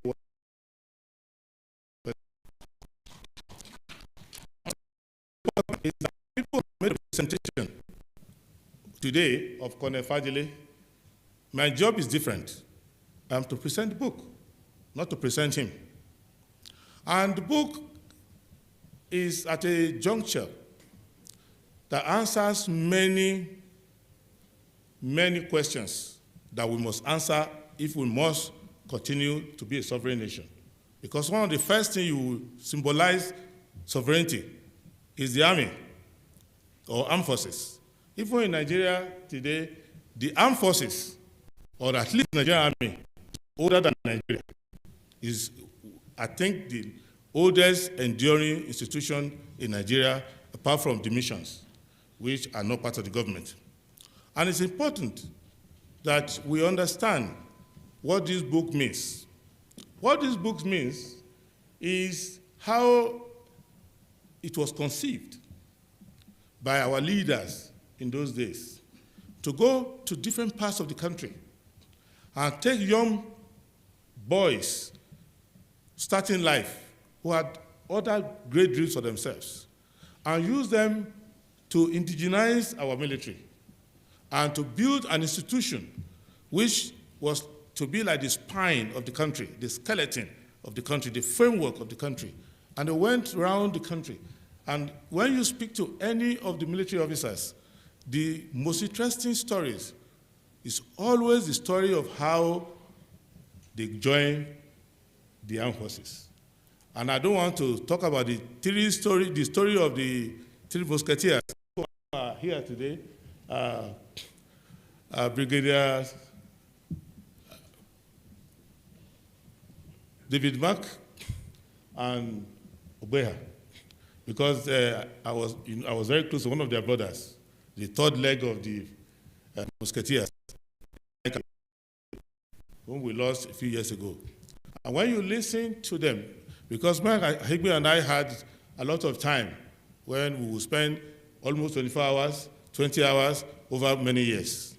And when you listen to so many of the officers, you study the structure of the army, how you came from somewhere or nowhere, nobody cared. You join the army, you start the training, all of you become brothers. You build the institution, became so strong that we could volunteer peacekeeping in nations that are older than us. I believe Colonel Bello served even in Lebanon and many places in the world. To the apogee, I was discussing about 2 weeks ago at Mina, and I asked a simple question. I said, sir, the other day I came here, I was seeking your advice and permission that we need to restart the Nigerian army. He said, I remember. I said, but I asked one question. We did something in this country that nobody has tried to do in the entire global south. We set up ECOMOG.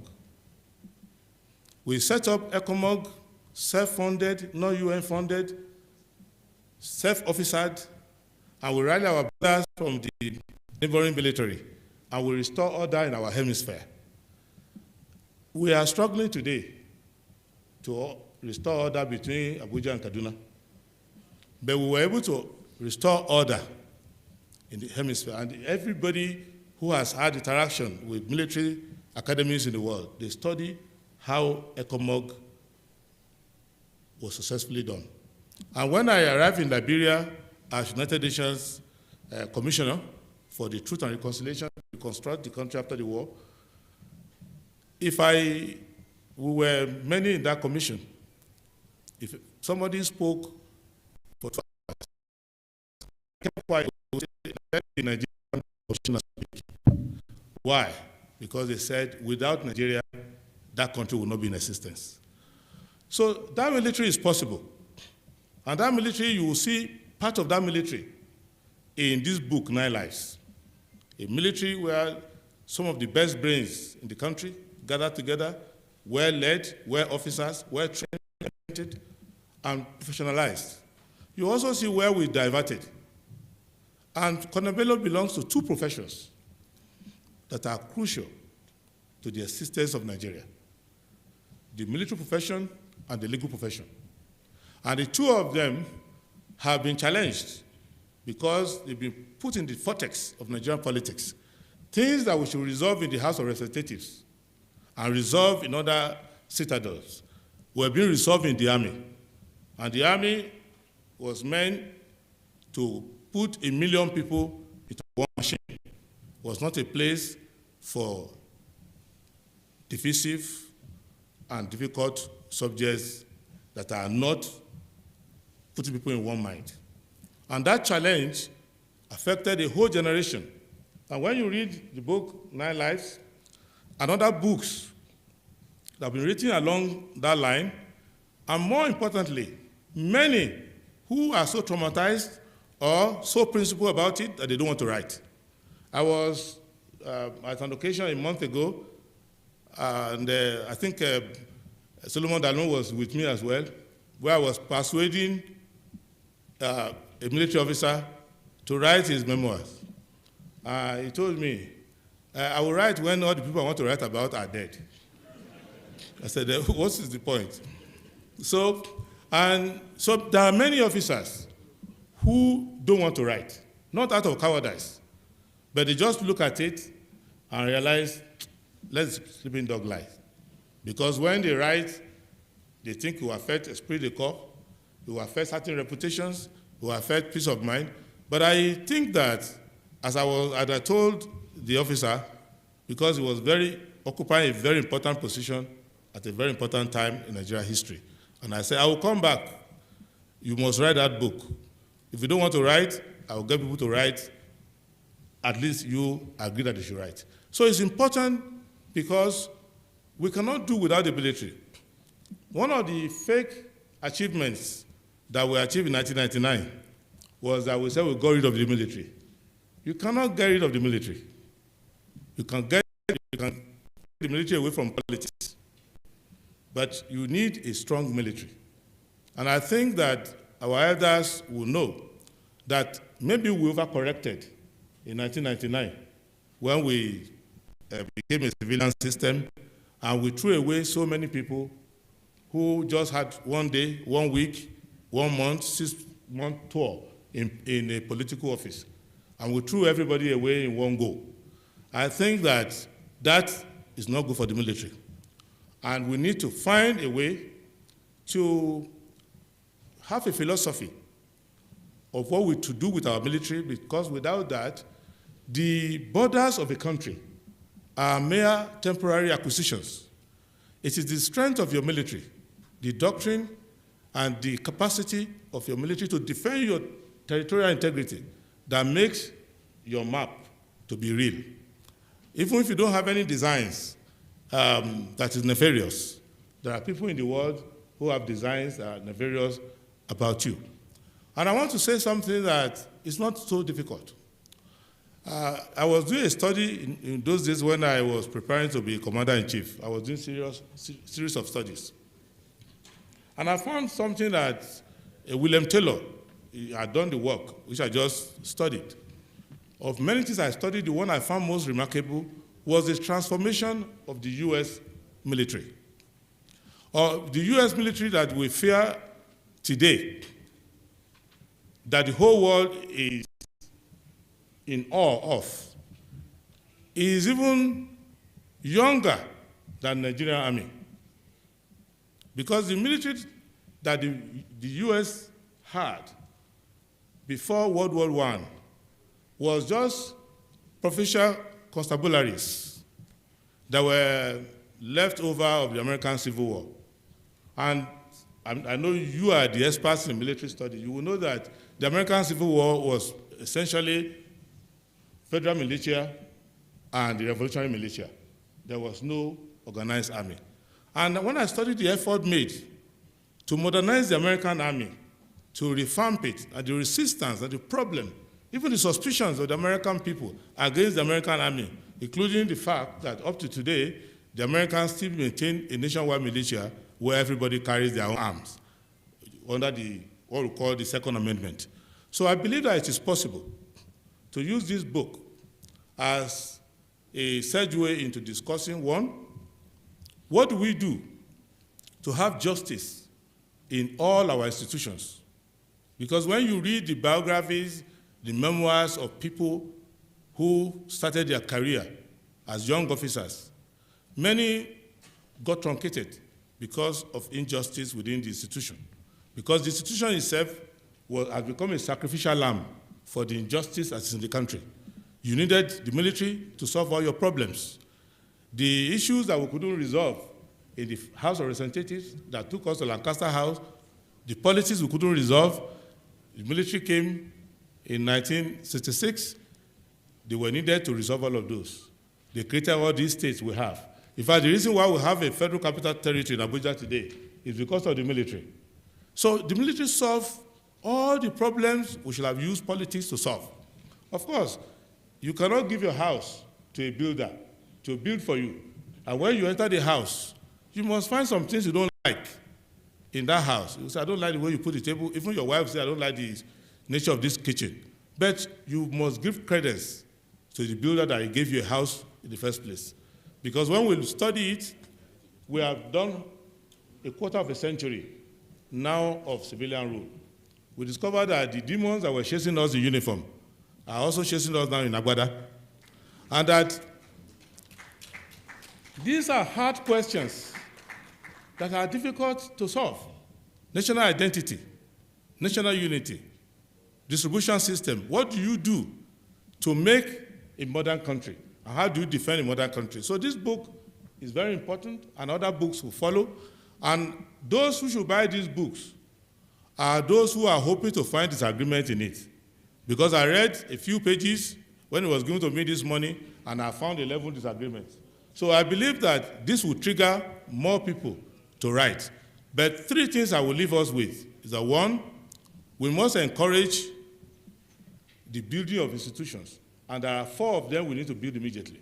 We need to rebuild our military. We need to rebuild our civil service. We need to rebuild our judiciary. And we need to rebuild our industries. Because when you put all of this together, you can have a modern country. Because we, for some reasons, which I don't want to interrogate here, we are a morbidly conservative country looking backward in an era where modern challenges are staring us in the face.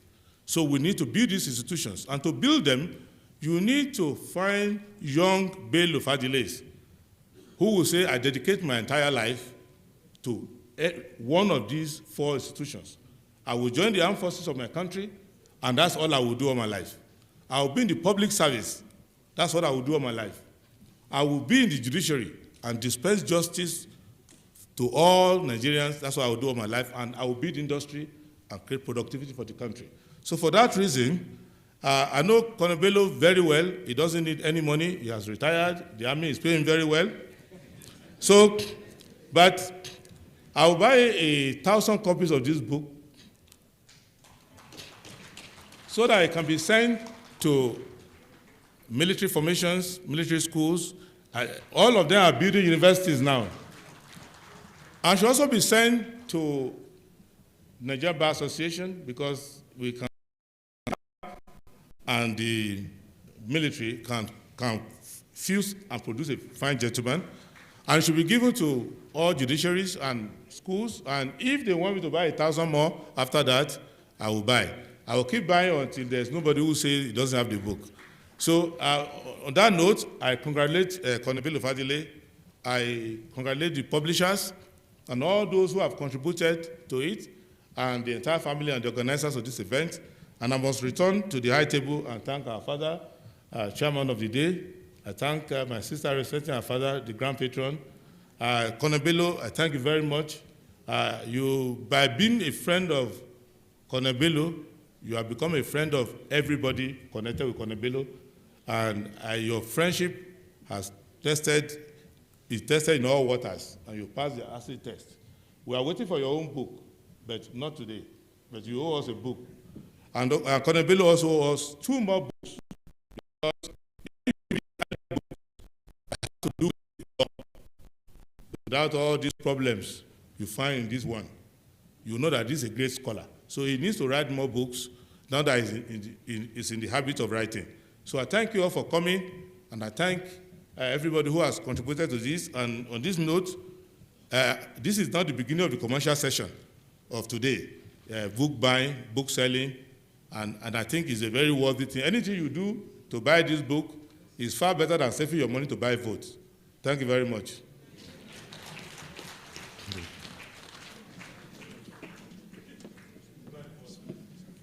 Please, another round of applause for the President of the Federal Republic of Nigeria that will be.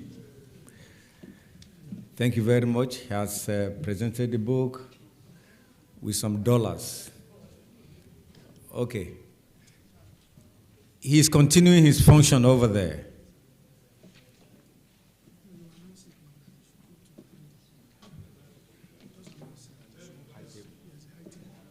Please, the high table, you can join him over there.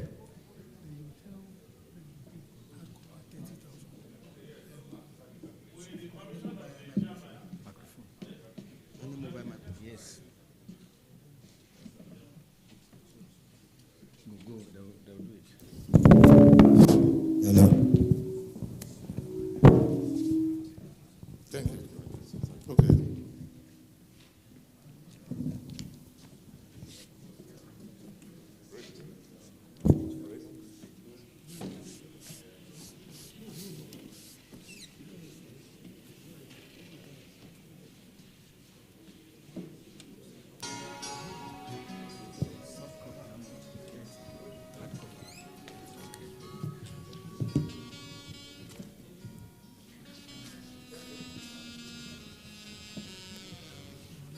I want to let you know that the soft copy of the book goes for 30,000 naira, while the hard copy is 35,000 naira.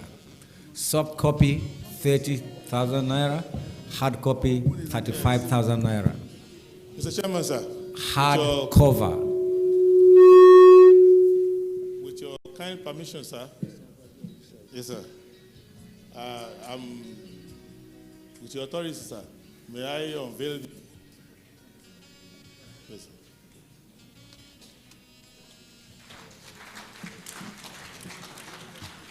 Yes, we are giving a copy. Yes.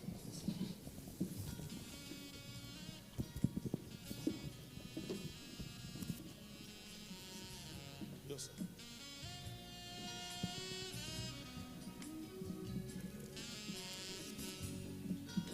Yes.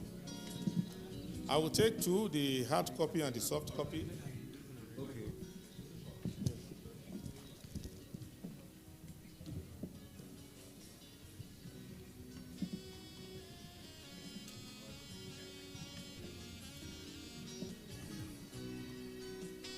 With you, you already have the pledge card with you.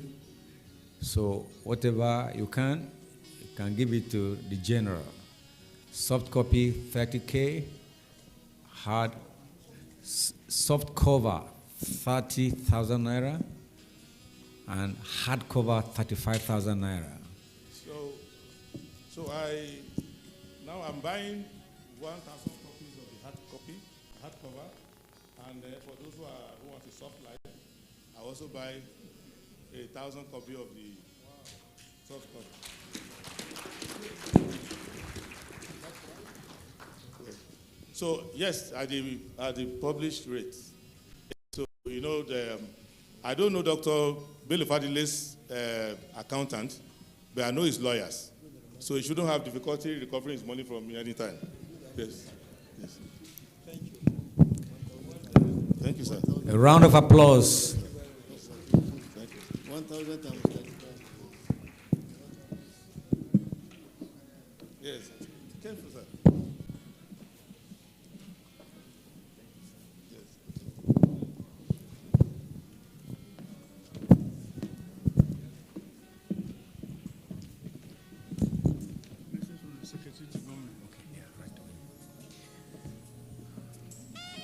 The book has been reviewed and the book has already been presented to the public. Now, let me welcome to the podium the Secretary to the Government of the Federation, represented by his S.A. Technical, Professor Babatunde Bolaji. Please, a round of applause for him as he comes to deliver SGF's address.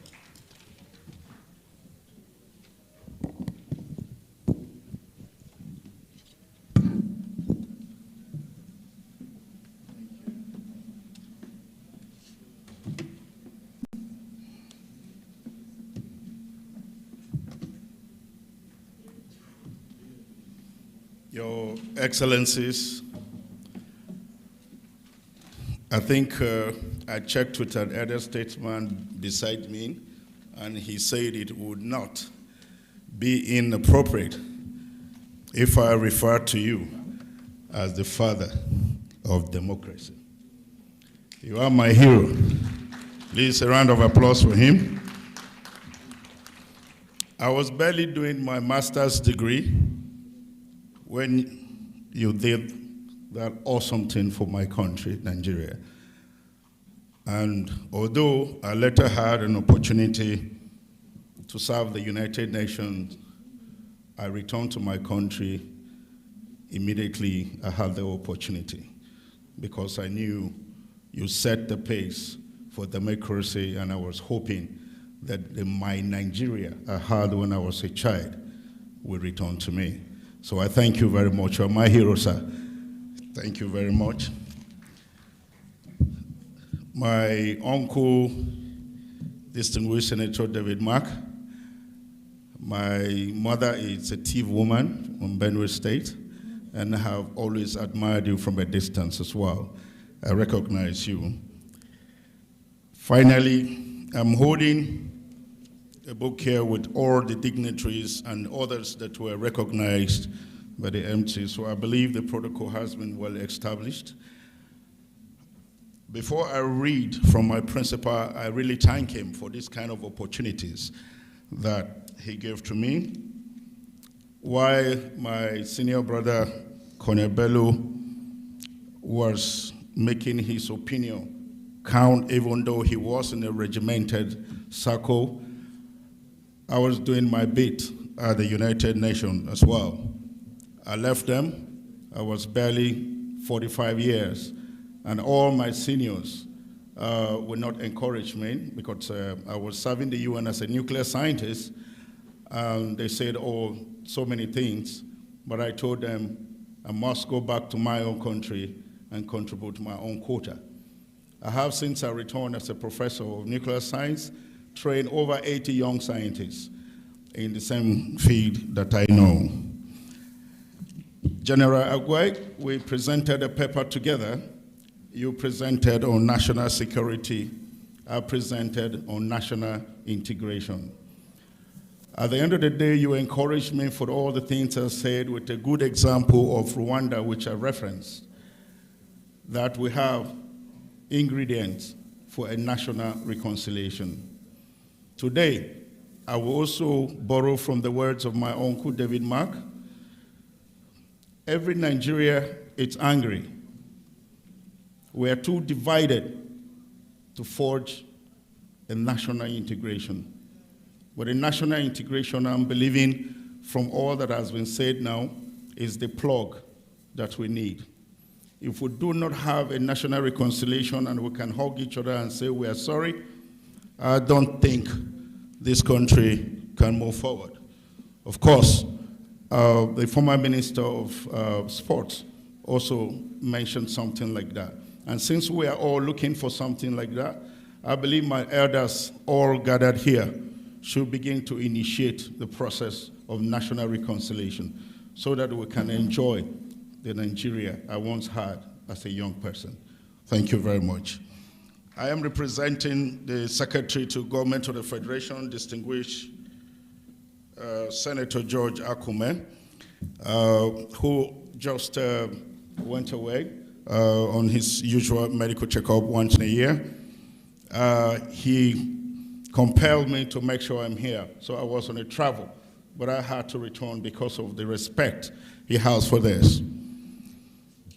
The book, which I just heard a bit from the reviewer's hand, Professor Agbo Henry, I believe you did justice to that, and I think it is an ingredient for the national reconciliation I'm talking about.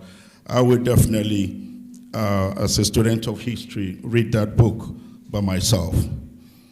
My principal, distinguished Senator George Akume, asked me to therefore deliver this little goodwill message to the author.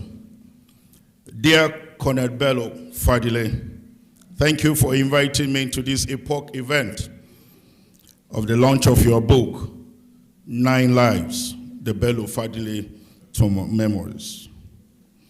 I especially congratulate you for this scholarly step taken to document the highlights, bravery, masterclass, and adventures of your life and career for the sake of records and posterity. How you have been able to combine successfully your military career together with being a human rights lawyer demonstrates your dexterity, mastery, and purpose-driven life, which we are all proud of.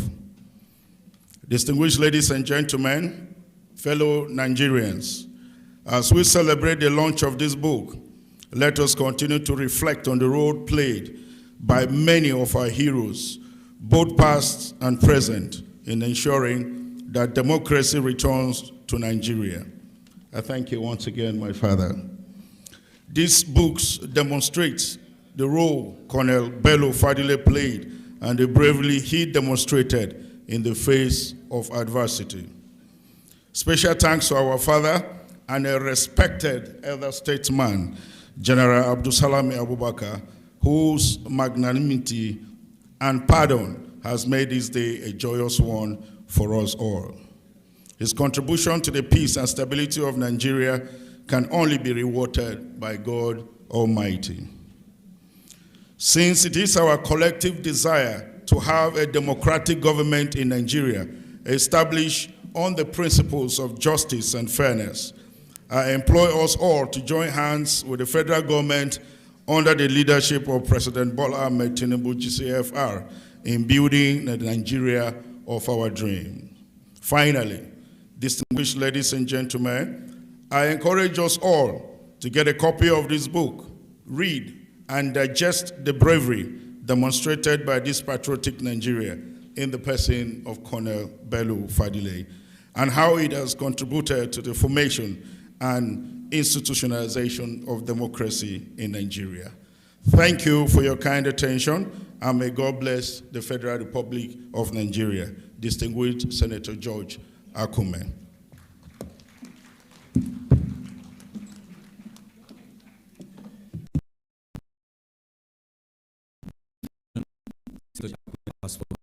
Please, another round of applause.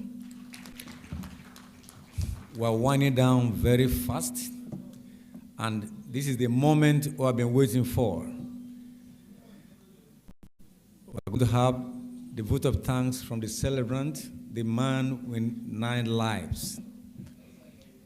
If you ask him how he hold on to life, he will tell you, if you believe there is God, there's always a better tomorrow. Distinguished ladies and gentlemen, let me welcome to the podium the latest author in town and the man with 9 lives. Ladies and gentlemen, please give him a standing ovation as we welcome Colonel, retired but not tired, very proactive, Bello Fadile. Please put your hands together.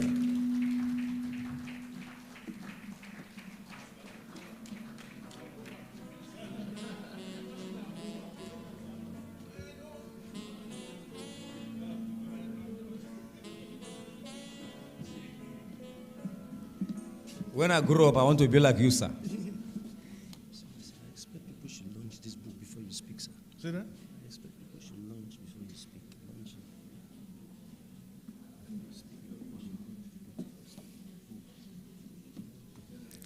You see my trouble. Please see that. They say they want to launch book before I speak. Which one I go take now? Now that I'm here, now the chairman said I can speak. Thank you very much. I wanted to say Mr. President, but Mr. Chairman, lawyer will not get money, won't speak. Thank you very much for coming, sir. Excellency, you know what I mean. I stand on existing protocol. I titled the vote of thanks, I call it relationship, caring beyond imagination. That is, relationship means caring beyond imagination. It is both an honor and a privilege to stand before you today as we celebrate the public presentation of 9 Life, the BELLO Fadile's memoir. This remarkable book chronicles my extraordinary military adventure from trial, tribulation, to near-death experience, and ultimate triumph, as well as how I weathered the storm with great courage and vision. Distinguished guests, your presence here today reminds me of the story of 2 friends, the crab and the wave. A crab was once running on the seashore and was admiring his beautiful footprints. Suddenly, a large, huge wave splashed and washed away the footprint. The crab asked, "Why will you, a good friend, erase my footprints?" The wave replied, "A fisherman was tracking you. I cleared the footprints for you, for your safety." This story invokes the lessons in being our brother's keeper, looking out for one another, and because relationship means more than imagination. The significance of the story lies in this relevant moment, which brings many of my beneficiary friends and colleagues. This gathering is a testimony to the power of relationship in life of a man. Genuine relationship built on mutual trust and affection is like quality seeds that deliver bomber yields during harvest time. To be truthful, as we drew this event to the close, I was at a loss for suitable words to express my gratitude to everyone present who had helped make it a memorable milestone in my life. The ancient sage Jalal Mahmud Rum said, "Wear gratitude like a cloth, and it will fill every corner of your life." Albert Sixworth also said, "At times, our own light goes out and is rekindled by a spark from another person.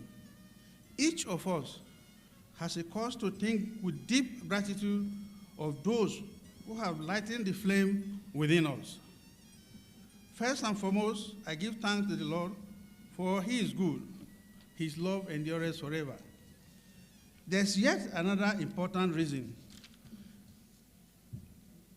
why I must give thanks all the glory. We are here today because of the determination and courage of one man, whom God used to grant me respite, justice, and restoration. He is an officer and a gentleman, a father figure to all who know him, a man of honor, a pious man of distinction, a man who voluntarily surrendered power to stabilize the Nigerian politics. I am talking about no other person than His Excellency, General Salam Abubakar, former military head of state. Thank you, sir.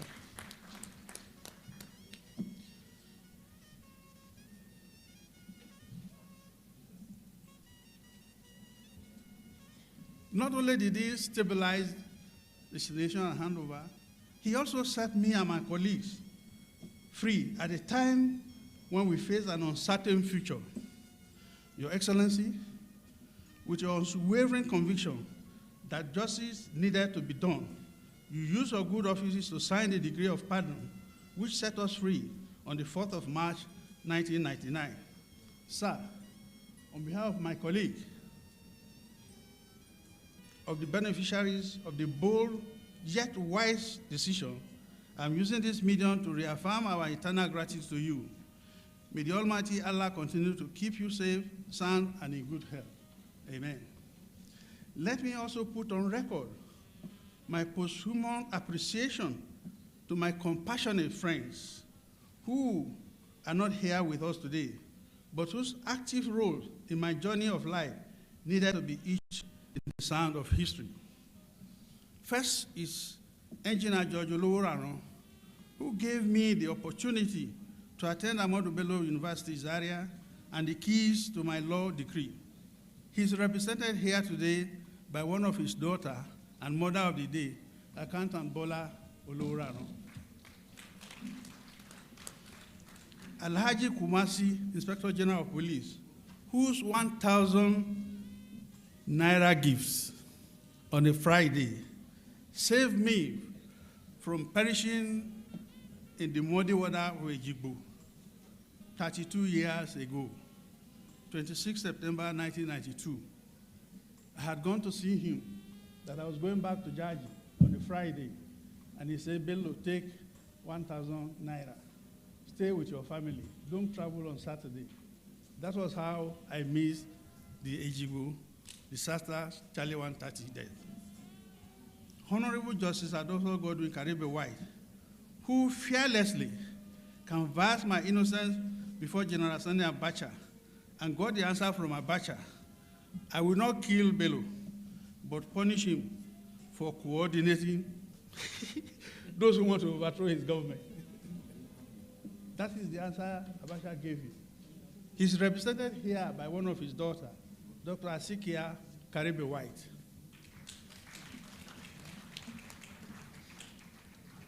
General Shehu Musa Yaradua, whose, of course, I know today, casual remark earned him death sentence in the hands of Brigadier Patrick Aziza. They have asked him during interrogation, do you know Colonel Bello Fadile? He said, of course I know Tunde, which was the name he was calling me. And that was what earned him the death sentence. Though he may have left the physical world 27 years ago, his selfless service and bridge building remains in our memories and keep pushing us to do more for the common good of our nation. He's supposed to be represented here by Muritala. I don't know what happened when he didn't show up. He has told me he was going to come, his son. Alhaji Abdullah Ibrahim, as the then Attorney General of the Federation and Minister of Justice, crafted a degree of pardon for military head of state signature. Thus my Freedom Day of March 4, 1999. There's a story behind how this thing happened. I was told when the head of state was planning to free us, one of his senior officers said, no, don't free us, leave them, the coming government will free us. And then the head of state said, okay, no problem. He prepared a list, and at the ruling council, he came and said, well, gentlemen, I have this thing that we need to do. Nobody could say anything. The guy who was opposed to it, freeing us, couldn't talk. And that was how it was passed. Sorry, don't ask me how I know. Then Dr. Deborah Haggai, she's not here with us. She died during the ADC crash. She, with courage, gathered medical specialists in ABU's area with the hope that I would be transferred from Marububu to Kaduna.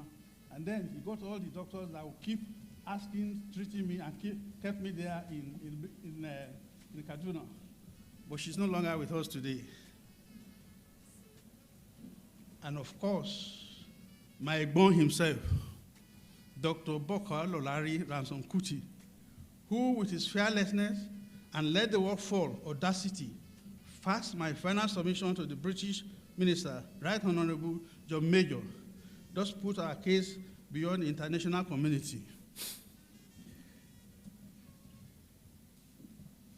Is there in the book, but it's good to explain to you.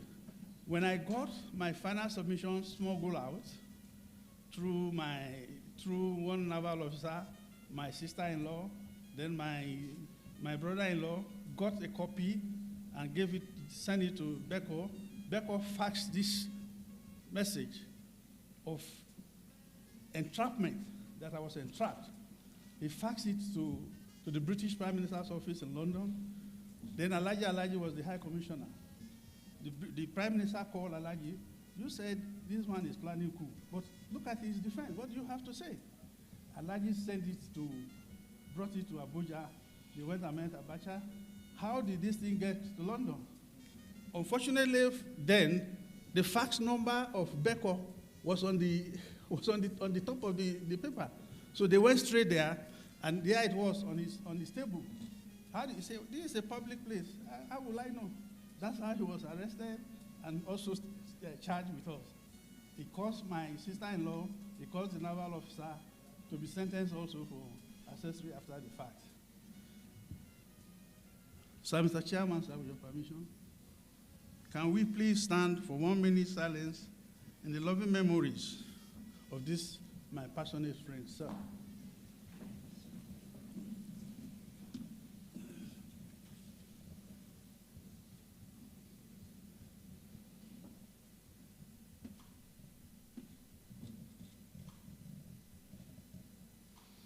May their souls continue to rest in peace with the Holy One.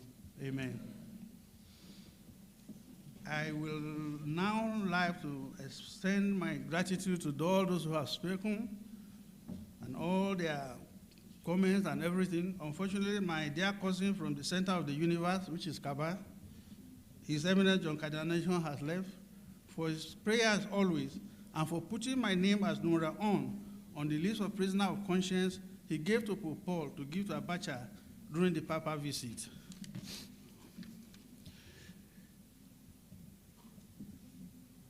Well, my most obliged brother Wole, as my learned sick, Agabi has gone, called him and me, Brother Bello, when he led us in several election petitions in the past year. Kindly accept my appreciation for your loyal friends when we met at INEC office over 20 years ago and doing a good job as a presenter. Well, I have not forgotten my friend and brother of over 50 years. Like General Aguai said, 1972, we met in Nigerian Defense Academy. When I say my friend and brother, it was the late Sultan, the 18th Sultan of Sokoto, Baba Serki as we call him, who compared me and him as Rakumi and Buzu. That whenever you see Rakumi, you want to see Buzu. When you see Buzu, you want to see Rakuri. Thank you, Konesambo. Thank you. Thank you. Thank you.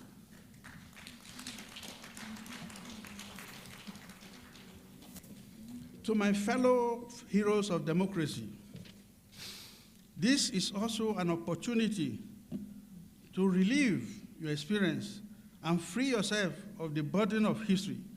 Should you be moved to give credence to the contents of my memoir, or go far as filling in the gap that I might have unwittingly omitted due to effusions of time, battle fog,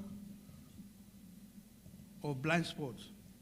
Also, on many fronts, this memoir will clarify issues for many and bring to many who have reason to disagree.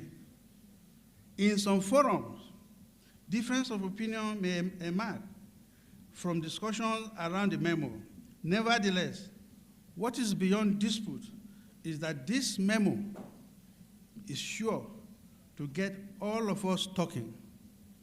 And from such dialogue, healing occurs, and we jointly release the sunlight of mutual enlightenment.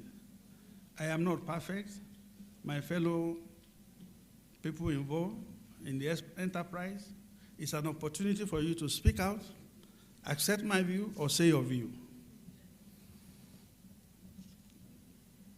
And I humbly, at this junction, I submit briefly, without repeating the rhetoric and politics that we have had. Everyone has a duty to contribute to the fight for a better future in the country. Thus, let us seek unity, peace, development, and strong institutions through truth, equity, and justice as a nation in all our endeavor.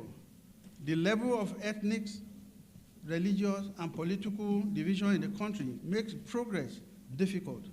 It is important that elders and leaders, through the instrumentality of public institutions, major civil organizations, take patriotic steps towards mending the fragile fabrics of the nation. So, ladies and gentlemen, let us, with courage, do our part for the common good. Brothers and sisters, I beg and pray that as you leave this place today, each and every one of us will do one good thing for the common good of our people. Let us always remember the wisdom and the priceless word of Caesar.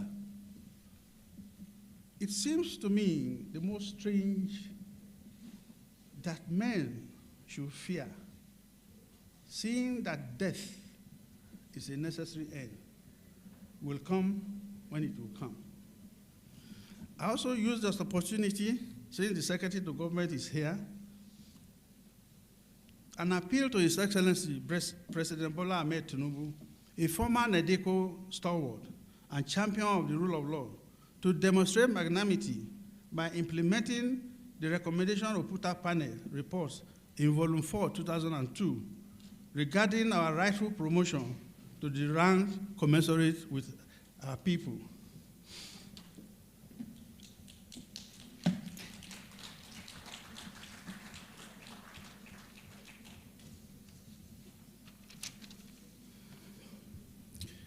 I'm looking for what to say about my family. And I said, lastly, to my darling family, wherever you are today, your love and support have been my greatest strength throughout this journey. You have been with me through the highs and lows, and in spirit and action. I am endlessly thankful for your encouragement and patience.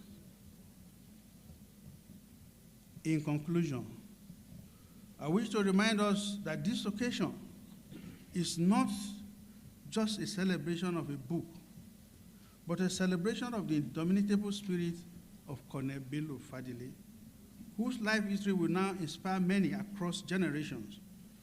I am deeply grateful to all of you for making today's event a resounding success.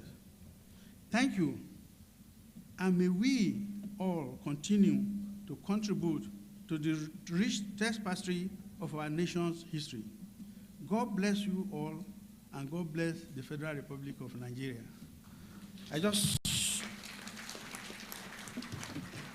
Then those who want to launch can launch now, because lawyer will not get money, he need money. Yes, so please, another round of applause. Now, I am taking the microphone back to the book presenter. The book presenter has already launched. He's going to lead us, for all of us to contribute to the cause of 9 lives. Sir. Well, it is, Mr. Chairman, sir, I'm told that my duty continues. Well, what I've been told is that my duty continues until every copy of the book has been sold. 2 things I will say is that for those who are not under some duty to keep their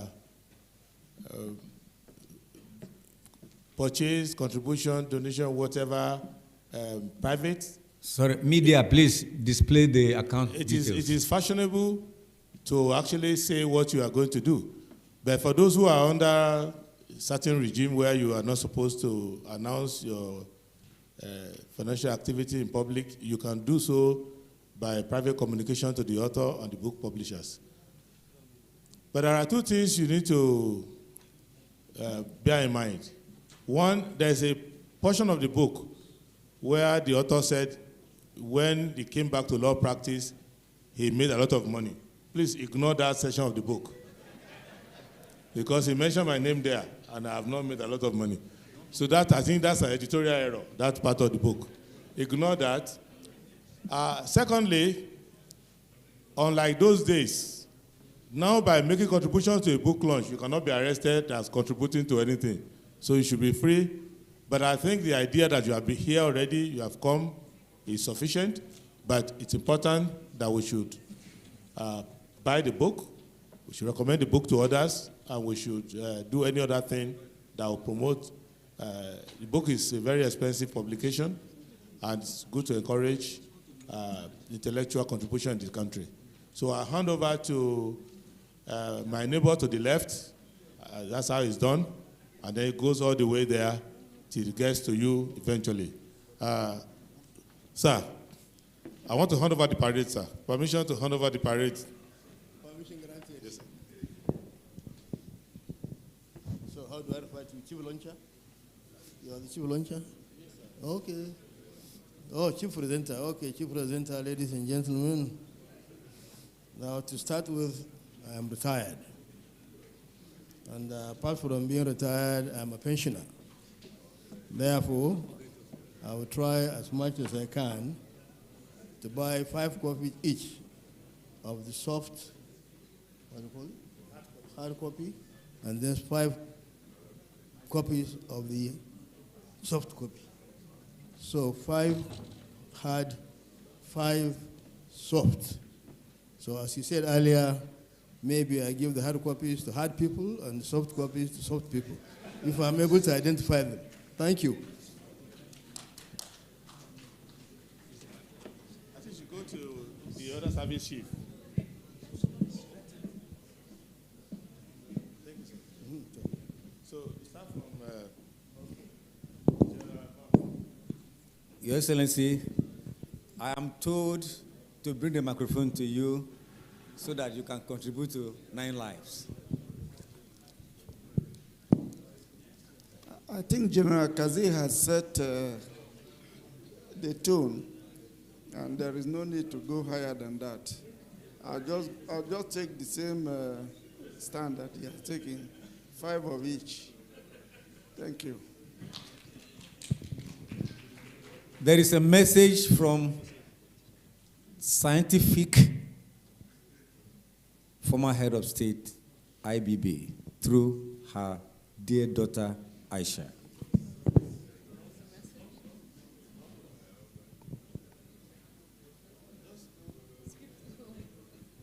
Oh, okay.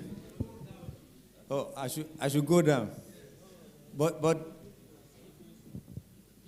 former Chief of Defense Staff is here.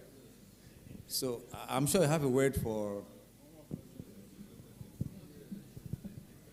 Yeah, I just announced Her Excellency Aisha Babangida. So I would like to respectfully I wouldn't want a situation where my fathers and my uncles are taking this. So I am their daughter, and they have seen me from when I was a little girl up. So I am going to take on everything that you want and how many copies that you want. Right from there to there, I will take it up on myself to do this on behalf of my father. That's a scientific thing. Thank you very much. The High Table, the High Table has ordered me to go to the crowd, and I'm starting with the former governor of Bauchi State. I announced his name so that before I get down, he must have made up his mind how much dollars he's going to give.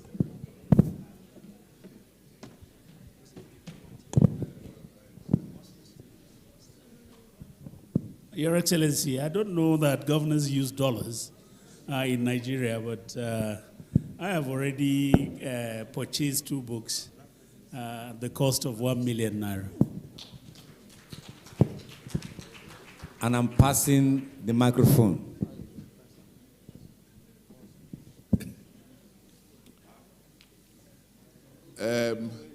Bello, when I get my whiskey, I will pay for it in naira. I'll pay for it in naira. But I've taken 2 copies of the book, and I assure you I'll make a generous contribution. He's always dressing like a military person, former Minister of Sport. He's up to the task any day. 1 copy for a meal cost sum of 100,000. Wow. Senator Egba is always ready. Sir, the microphone is for you. Bello, check your account. You will see that I have already transferred for 5 copies. You see what I mean? And I'm not clapping hands. Before we know it, the account is already ringing a lot. Sir. Hard copy, and I have transferred the money. Oga has already transferred the money. That's why it's good to. All right. You're from the family. Where are my ushers, please? Please bring the books. Before you talk, the book will arrive. SGF has already spoken. Okay. No, SGF has spoken. Okay. I'll buy the copies when I get out. Okay, he's buying the book. Okay, all right. So, as I told you before, I'm from Kogi. You're my father. And we are here for Fadile, who is also from our state. This is retired Colonel Ogbeha. He's about to talk. Please listen very attentively. General, yeah.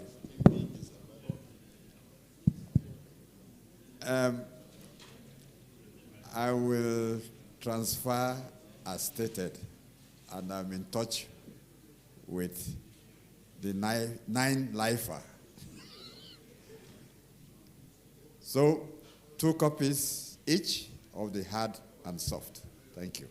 I'm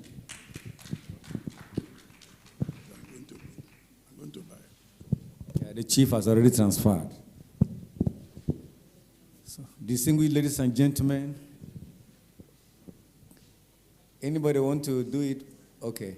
The account number is already displayed there, and I'm sure that our celebrant is going to be receiving a lot any moment from now.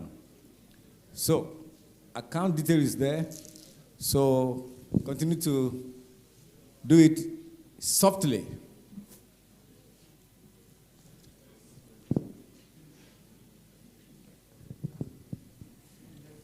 Thank you for calling me back. On behalf of the Chief Judge of Niger State, Honorable Justice Alima Ibrahim Abdul Malik, we bought 2 copies for 150,000. Please put your hands together for them, all the way from Niger State.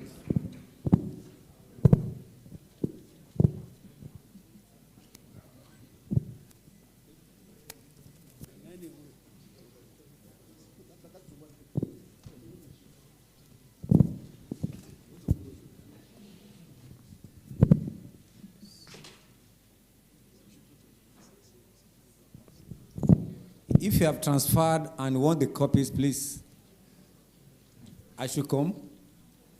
You want a copy of the book? Okay.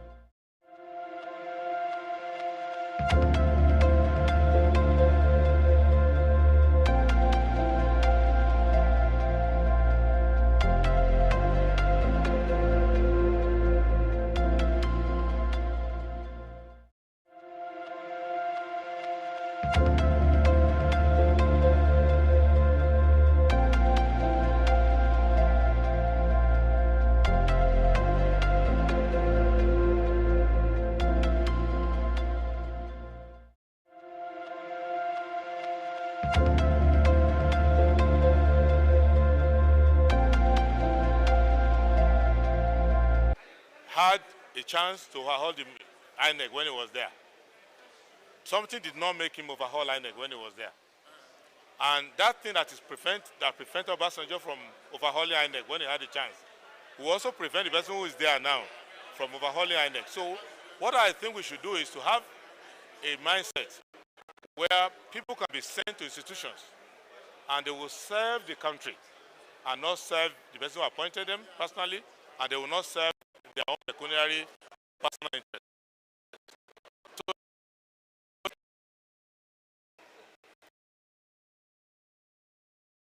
find that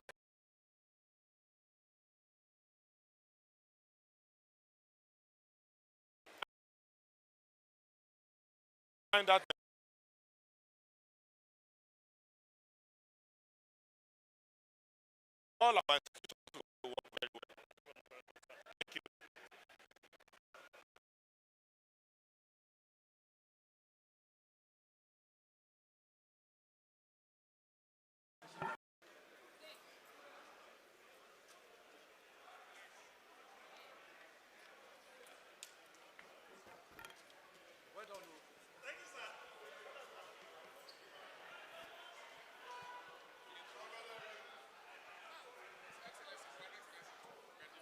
All of you.